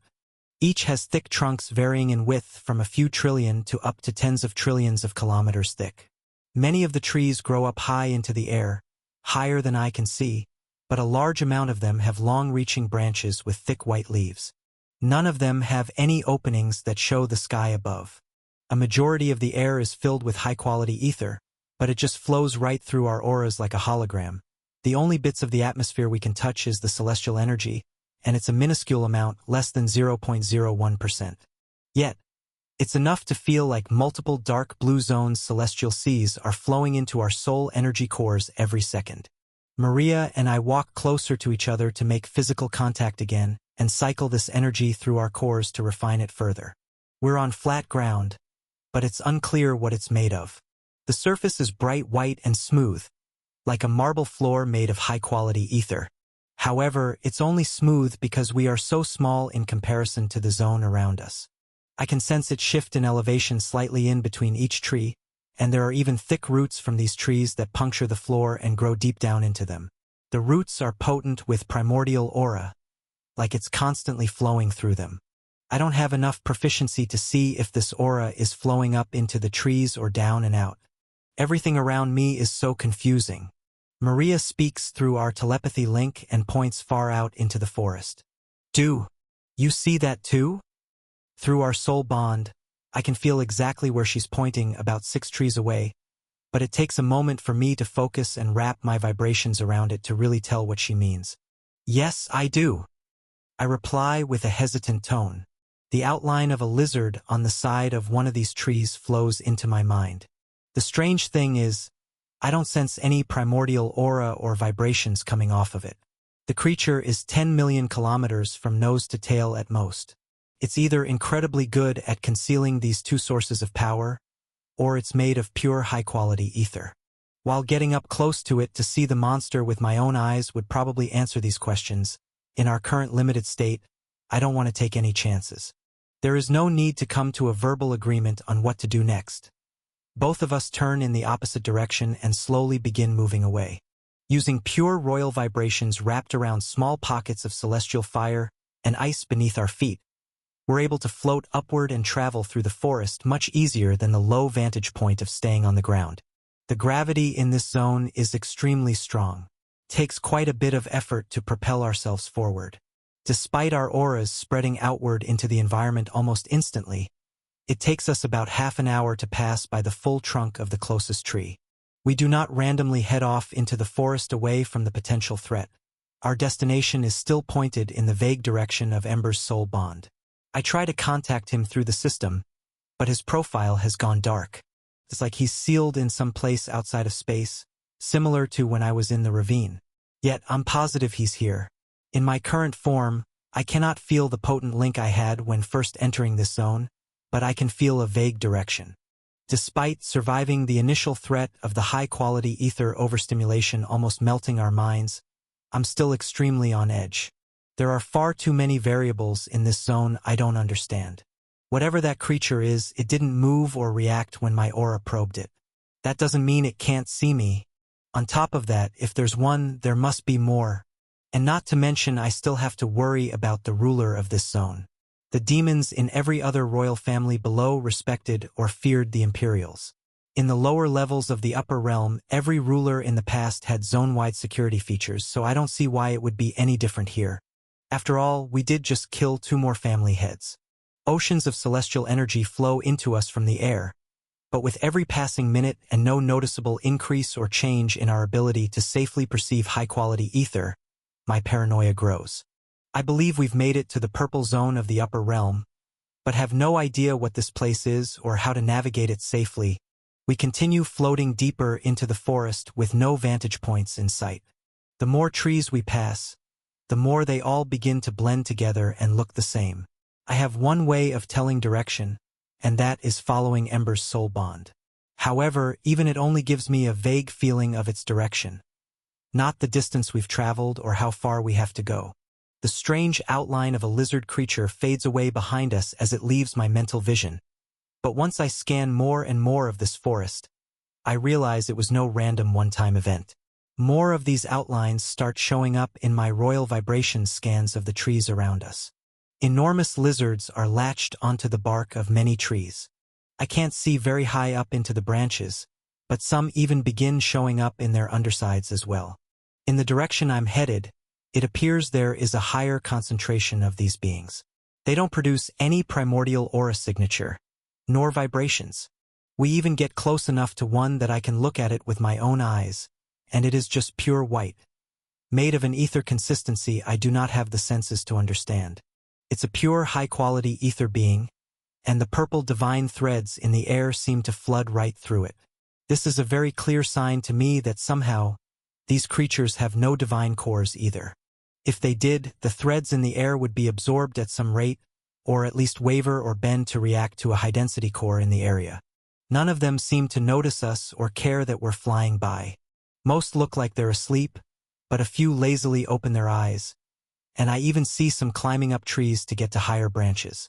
Their shapes look kind of familiar, but without detailed auras or any texture or coloring of their scales, I can't know for sure if I've seen this race before. The sound of their clawed feet and hands grabbing onto the tough trees echoes through the air. It is kind of unsettling to hear the massive sharp claws moving, yet unable to sense their energy signatures at all. After dozens of trees go by, and I'm certain we've traveled the length of the entire blue zone tens of times over, the gravity in the air becomes less and less extreme. It's because we're absorbing so much celestial energy with every greater distance traveled.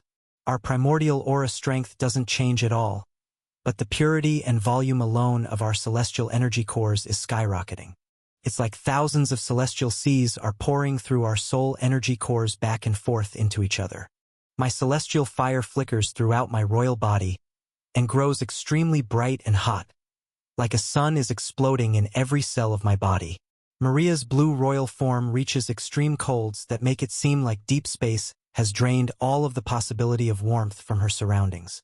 The two auras cancel each other out, forcing us to grow stronger to adapt to the other's fire and ice to refine this celestial energy further. I can feel it becoming more pure with every passing tree, but there still feels like there's an overwhelming gap between this energy and high-quality ether. Something is missing, and it isn't just refining it further.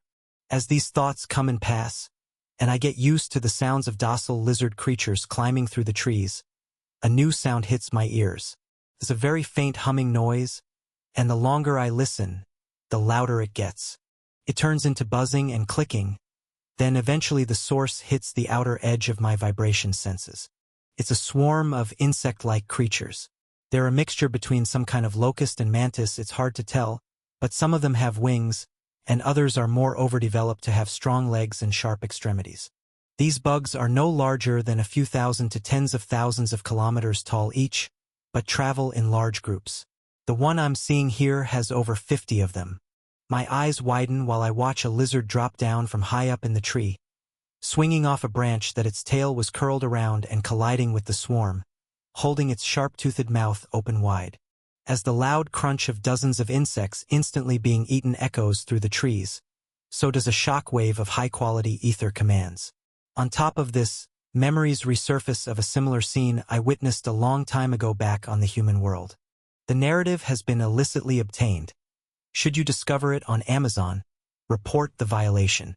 It makes my gaze momentarily shift down toward my hand, focusing on the purple ring, and recalling where I got it from. Near the top of Celia's construct, the pocket world made by this mysterious light elf. I remember seeing a sight just like this. There were swarms of insects, camouflage lizards that eat them, and massive forests floating high in the sky. The slight difference is the trees in that world were dark black, and were some kind of unique divine artifact. These trees are bright white, and the creatures in this zone do not wield divine energy at all. While witnessing this lizard swallow its prey, I can't help but wonder if it's connected at all. No memories of Celia in this place were ever transferred to me, but she was a purple core when she died. I begin transmitting my own memories to Maria, to try and explain a few of my theories about this place to her just as the shockwaves of high-quality ether burst through us. About 10 of the 50 or so insects made it out through the lizard's teeth or swerved away before the bite clamped down. But a few of them were broken in half by the impact. Their innards have exploded outward, throughout the forest. I can only assume they are filled with complex glyphs and ancient commands, but it just looks like a thin wave of white mist to me in my current form. In fact, when it collides with our bodies, it acts like a hologram, bursting right through us without affecting a thing. The only reaction any of our senses give is Maria's source resin. The small amount that remained in her bloodstream until now immediately sinks deep back into her soul energy core to hide while this wave ripples through. Afterward, the bugs scatter, and the forest returns to its natural state. We keep moving and travel deeper. More of these flocks of insects come into my vision, and I start to see a pattern. They all flock close to the tree bark, and some even swoop down to land on the roots of the trees near the points where they plunge into the ground. I can only really track the flow of primordial aura inside the trees, but I can see when the brightness of their ether commands increase. I can assume there is a natural flow of high-quality ether as well, and they're moving in large groups from tree to try and take advantage of these pulses. Some even swarm down from the heavy leaves above. Humming, buzzing, and clicking fills the air. But so does the loud sounds of sharp teeth chomping down on these bugs over and over. I watch hundreds of them get devoured, and now don't even flinch when the shockwaves of high-quality ether come surging through us. It doesn't affect our bodies or souls at all. It's more like we're floating through a fake show while headed in the direction of Ember's soul tie. We're getting stronger by the second, and nothing can harm us in this ethereal forest. While my paranoia has subsided a bit, I'm still extremely aware of my surroundings. Both mine and Maria's survival instincts kick into full power once a new foreign aura appears in the direction we're headed. It moves faster than I can detect, has a rich well of its own primordial aura, and even has a true purple core burning in its chest. My eyes widen as I feel a strong flow of royal vibrations coursing through our auras. It's extremely strong and confident, but does not have the evil nature of a demon's. In fact, I can feel it already probing me and trying to find out the same thing. A black blur moves from tree to tree, closing the gap between us in fractions of a second. My initial battle instincts want me to reactivate all of my energy forms and sacred body, but my true royal intuition tells me that will only do more harm than good. My celestial energy base is so much more potent than before. My senses would be picking up on far too much more ether commands, and it might fry both of our minds and fracture our souls instantly. Whatever this aura is, it doesn't seem like it wants to fight either. It's more so curious, and its aura feels intelligent. Like it will reason with us, and there is no need to mindlessly attack. Maria's whole royal body flares up with an extreme layer of ice as she weighs her options too, but comes to the same conclusion in the fractions of a second that go by. Neither of us moves. We just stay floating in midair while the enormous black mass of energy halts about 100 billion kilometers in front of us. It alone reaches above 1 billion kilometers from head to toe itself. A white lizard on the branch above us grows frightened by the sudden shift in the atmosphere and falls down into its path. I watch a massive black curved machete effortlessly move in its direction and slice the lizard in two. It explodes into white mist once the creature that's halted before us puts its blade back on its back, crossed against a second identical soul weapon. My eyes focus, and I begin to make out an outline of this creature. Its purple true core pulls in threads from the surroundings at a greater rate than ours, and I can see primordial aura tethering to its royal vibrations on the outside of its energy manifestation. This black aura is the manifestation of some kind of astral form stacked with a second mana-based greater form. However, its body shape is very familiar, kind of like one of the warlords from the Green Zone. I can't help but feel a similarity to Torvak, the blue ogre, when I feel this creature's presence. The small tusks, bulky stature, and even the way he handled his weapon. A very assertive, yet calming voice echoes through both mine and Maria's minds before we can take any more of its physical appearance in. State your domain affiliation. You're about to enter a private hidden domain owned by the Black Ogre clan. We have not received any word of humans arriving, nor are we allied with any other clans that are friendly with your race. We're left in silence for a few seconds, but no matter how many times I repeat this Black Ogre's words in my mind, they only make less and less sense. We have no domain affiliation, but we come in peace. I see no reason to fight you. The jet black astral energy manifestation nods slowly, but it turns its gaze to Maria beside me, as if it is waiting for her response as well. It's true. We didn't even know your domain was in our path. We can go around if necessary. She adds to my reply. Silence follows longer, and the ogre's massive manifestation of white eyes deep inside its astral form tightens on us. High-quality ether commands must be activating, but none of my senses are proficient enough to notice right now. It just looks like mist is pouring out of his eyes and pulsing toward us. It harmlessly flows through, and simultaneously, buzzing sounds come from a few trees away. The ogre's eyes move away from us, and it pulls its other machete from its back with its other hand. A swarm of insects begins to fly toward us, but the ogre swings its left arm, and a wave of white mist in a crescent shape bursts out from its sole weapon.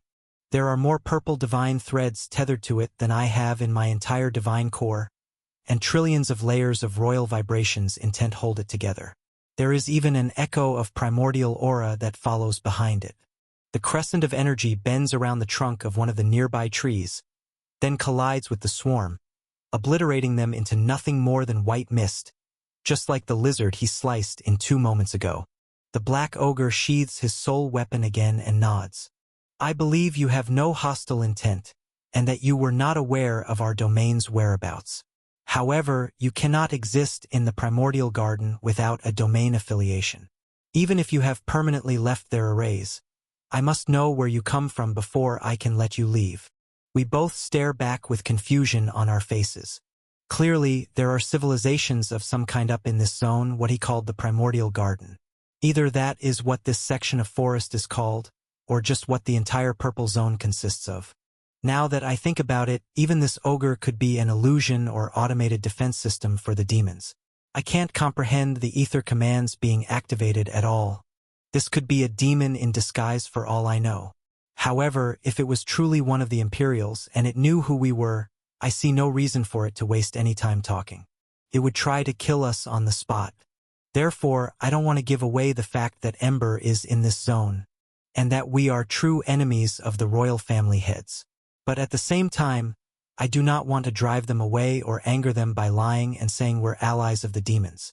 No matter what side I choose, this could go equally wrong with both. After a long wait, I speak up with a calculated response filled with the truth, but leaving out enough details to make us appear neutral until I gather more information. No domain. We didn't come from anywhere in the primordial garden.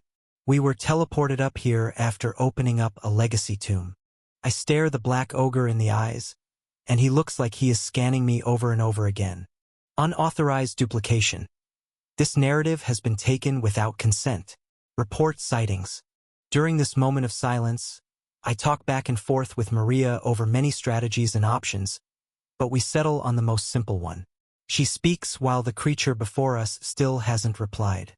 If your domain is open to guests, we'd like a place to rest and learn about this place.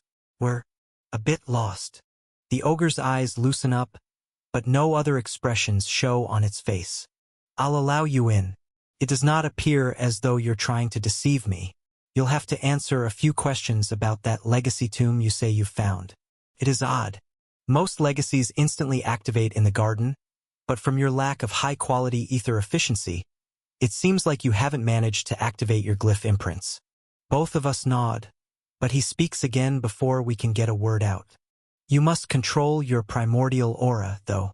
It is impolite to spew it outside of your body with such force. I can handle looking into the depths of your souls, but many of the younger ones will not be able to handle it. My eyes widen at these words, and I feel Maria's consciousness shiver too. We pull back the invisible aura that has been floating outside our bodies for over 25 billion kilometers, protecting our psyches and gathering celestial energy and divine threads for us. While it seems invisible and unreadable to us, I did not consider the fact that maybe those of a high mental status could see things in it that are very revealing. Our primordial aura sinks back in to only hover a few kilometers around our bodies in a much more potent and compressed state. This reflexively causes our royal vibrations to fall back inward as well. All of the long-range echolocation disappears, and our field of view is limited only to where our eyes can see, and that doesn't stretch much further than the few trees around us, leaving the only living creature in our senses as the massive black ogre. Despite our field of view being limited, all of my power being compressed into a small area does make me feel extremely secure and in control. There is no longer any bit of my resources being used outside my body, and the compressed primordial aura acts as a much different type of defense to the complex ether commands than the large bubble before. They seemed like soft white mist moments ago. Now I don't even see residue. The trees surrounding us look like husks with thin lines that appear as thin white, almost translucent barriers. My mind does not even attempt to analyze what's inside. The black ogre turns around. Very good. Follow me. We float after him in silence. Every few trees we pass, he pulls out one of his massive blades and slices through more insects or an occasional falling lizard. Again, I see no mist like before, only very geometric translucent barriers splitting into pieces and dissolving into the air. Many of the shards fade into the trees or roots eventually. It's like my visual inputs of everything around have been simplified so much that I can actually start to understand it a little better. I start seeing manifestations of dots where the creature's joints bend, and thin lines connecting them and swiveling where they move. It's like some crude computer rendering of an animation keeps playing out over and over. These strange outlines start showing up even in the black ogre's movements. I can see the direction and strength of the high-quality ether commands he infuses into his complex attacks. At least on the surface. I still cannot fathom how they are summoned or manipulated. Maria begins seeing the same thing, and we're totally consumed by observing this the entire travel time while following our guide. This way, the black ogre speaks again, turning abruptly and raising two hands in the air without anything in them. He's stopped in between two massive trees. At first, it looks like nothing is happening, but the longer I wait, the more lines and dots start moving all throughout the air. It's only a few hundred at first, in random places, then it turns into thousands and millions, then far too many to keep track of. They form an enormous archway, roughly 1 trillion kilometers high, and start glowing so bright that even my totally blocked and limited senses start to perceive an overwhelming white glow. The archway that was summoned out of thin air splits in half, forming a line from its center down to the floor of the forest. Double doors open up, and instantly hundreds of true purple cores with royal vibrations pop up in my mind's eye. Moments ago, they were completely invisible to my senses, but now the space behind this door is as clear as day. There's a black winding road at the base of the door that leads inward. Our guide wastes no time and floats through, following it as though he has done it this exact same way every day of his life. Maria and I look at each other, then get one last view of the complex structure of this archway before floating through after him. The split double doors close behind us, and the massive archway compacts back in on itself. The unfathomable amount of bright flashing ether commands dull, then reverts to only lines and dots in my vision. Seconds later, every sign of its existence completely disappears. Not only does this archway deactivate, but so does the overwhelming pressure of primordial aura and the sensation of being watched pouring down from the trees. I turn around, and to my utter surprise, I see dark brown bark and bright lush leaves overhead. My gaze focuses on every tree we passed on our way here, and they all appear in my vision as normal vibrant organisms. There are no longer any auras or energy waves stopping me from seeing their real form. In fact, I can't sense their outlines at all. This is only a visual I can see. My probing aura stops only a few hundred kilometers away, slamming against an invisible barrier where the archway was. It makes out faded lines and dots where shielding commands are blocking this domain from the outside garden.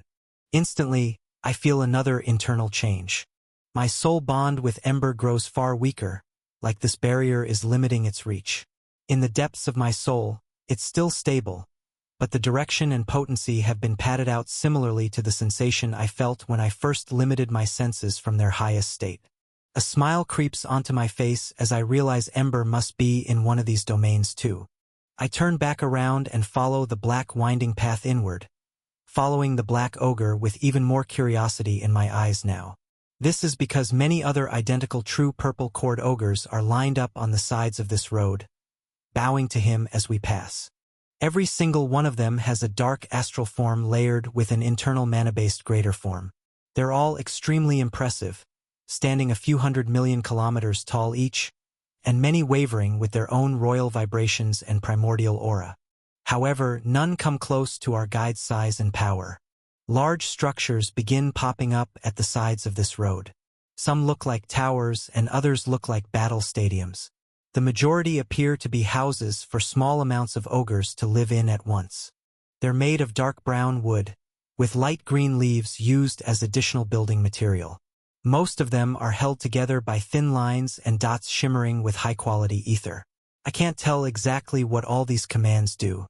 The further we travel in, the more ogres I watch stop what they're doing and show respect to the black ogre floating down this winding path. Some look up from friendly spars in these arenas. Others appear to be working on crafting or altering their soul weapons. I even see a few ogres hovering in circles, waving their hands in front of one another, and the faint outlines of high-quality ether commands are being formed and altered. Either they're teaching a class or practicing some kind of array casting techniques with each other. Some sit at the bases of a few trees with their eyes closed and legs crossed, meditating in groups. There are plenty of structures with closed doors housing true cores, but none that I can see into to tell what exactly they're doing.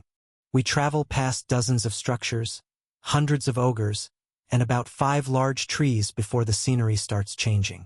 There is a massive hole in the road before us, and deep gashes in the roots of the next few trees are extremely apparent. Destroyed structures are left vacant, and the sounds of training and teaching are left far behind us. The further in we travel, the worse the damage to the surroundings gets. There are even large chunks of the tree's trunks missing and enormous craters that span tens of trillions of kilometers, obliterating the road. Even the destroyed structures appear less and less as we travel in this far. The black ogre keeps moving forward, following the curving path where the road used to be, and meeting back up with it where fractured parts of it still lie on the ground. He eventually slows down over a clear strip of road that isn't cracked, between 2 massive trees, then turns around to look at us again. This should be secure enough for us to speak without being monitored. Please explain what kind of legacy you came across to make it here without the Imperials being notified. Was it one of the overseer races? Or just an elite like ours? He looks at us with a studied gaze, but there is truly only curiosity behind his eyes. Without the cover of white mist or a glow of ether commands, I can see their true gray color beneath. This is a warrior that has lost everything, and is only trying to protect what he has left. Still, while he may be accepting, I'm still hesitant to tell the truth. The legacy itself? I don't know much about it. We stumbled upon it a few zones below this one. I couldn't tell the difference between an overseer and an elite's legacy if there were 2 right in front of me. I pause for a moment and look around at the destruction he just brought us through, then back at him. What caused all of this? Are there enemies inside your domain? He smiles, but the sadness in his eyes doesn't leave. There were enemies. Not long ago, actually, but I managed to fend them off. The Imperial's outer guard have a domain nearby. Just 3 of them managed to cause this much damage before I could handle it. I sense no deception in his words or aura. Without showing some trust and giving him some information back, I doubt this will go smoothly. Maria and I send messages back and forth with telepathy to decide on our new course of action. His eyes tighten to gauge my reaction, but I'm not the one to reply. Well, it looks like we're on the same side after all then. I'm Maria. I'm Jay. Sorry to see the royal family still gives you trouble up here. We both nod and tense up to get ready for anything. But the expected result happens. You may call me Ulgar. I'm the last of the original generation of my elite clan, the Black Ogres. Seems we are on the same side, opposed to the demons. It is just jarring to see new lifeforms up here. I thought our era was the last to ascend. The only naturally occurring lower races in the garden are the chameleons and the swarms, though they aren't exactly what I would consider living beings like us. Relief washes through us, and Maria is the first to reply. What do you mean they aren't living beings like us? Are they holograms? Fake monsters? She looks my way, remembering the descriptions of Celia's divine construct I mentioned, making us both wonder if we're trapped in another pocket world like it, or that they're all possibly automated avatars in a surveillance dome like the Green Zone's Grand Citadel. But Ulgar's response says otherwise. Oh no, they're as real as you and I. Their lifespan has just run out. It's a technique used to sacrifice certain parts of your soul in order to break the limits of natural mortality. Of course, a strong enough glyph imprint is necessary, and you'll never grow stronger once you choose that path. But they will never die. It's rumored some of the swarms are from the Dryads' era. I question him next. So that's why I couldn't sense them, like they had no soul, or weren't even connected to the system at all. Ulger smiles wider, and a glint of nostalgia shows in his eyes. Yes, it's common for the lower lifespan races to do so near the end of their natural life. There were a large amount of elves that transitioned a while back. Then again, I don't get much news of the other areas of the garden. Our clan is only closely affiliated with a White Griffin domain and a Fiery Mammoth clan holding 2 domains nearby. The only visits we get are warnings of new Imperial raids or the demons coming to wipe us out themselves. A light wave of despair flows back into his gaze, but Maria comments back to the initial subject. What are these glyph imprints you're talking about?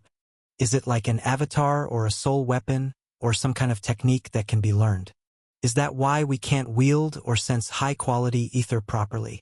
The Black Ogre looks at us with surprise and confusion again, then thinks to himself for a few seconds before shaking his head. You really don't know what your legacy granted you, do you? While we aren't sharing the fact that it was granted to us by a void creeper, or that an immortal dragon is wound up in my soul bonds, the truth is we have no idea what he's talking about. The blank expressions on our faces make this truth obvious. Ulger starts to chuckle, then turns around again, waving at us with one of his massive hands. Come on, follow me. We have an artifact that can stimulate glyph imprints and activate yours. Well, at least back to the Elven era. It's highly unlikely there are any legacies left in the lower zones left unclaimed before them, so it should do just fine.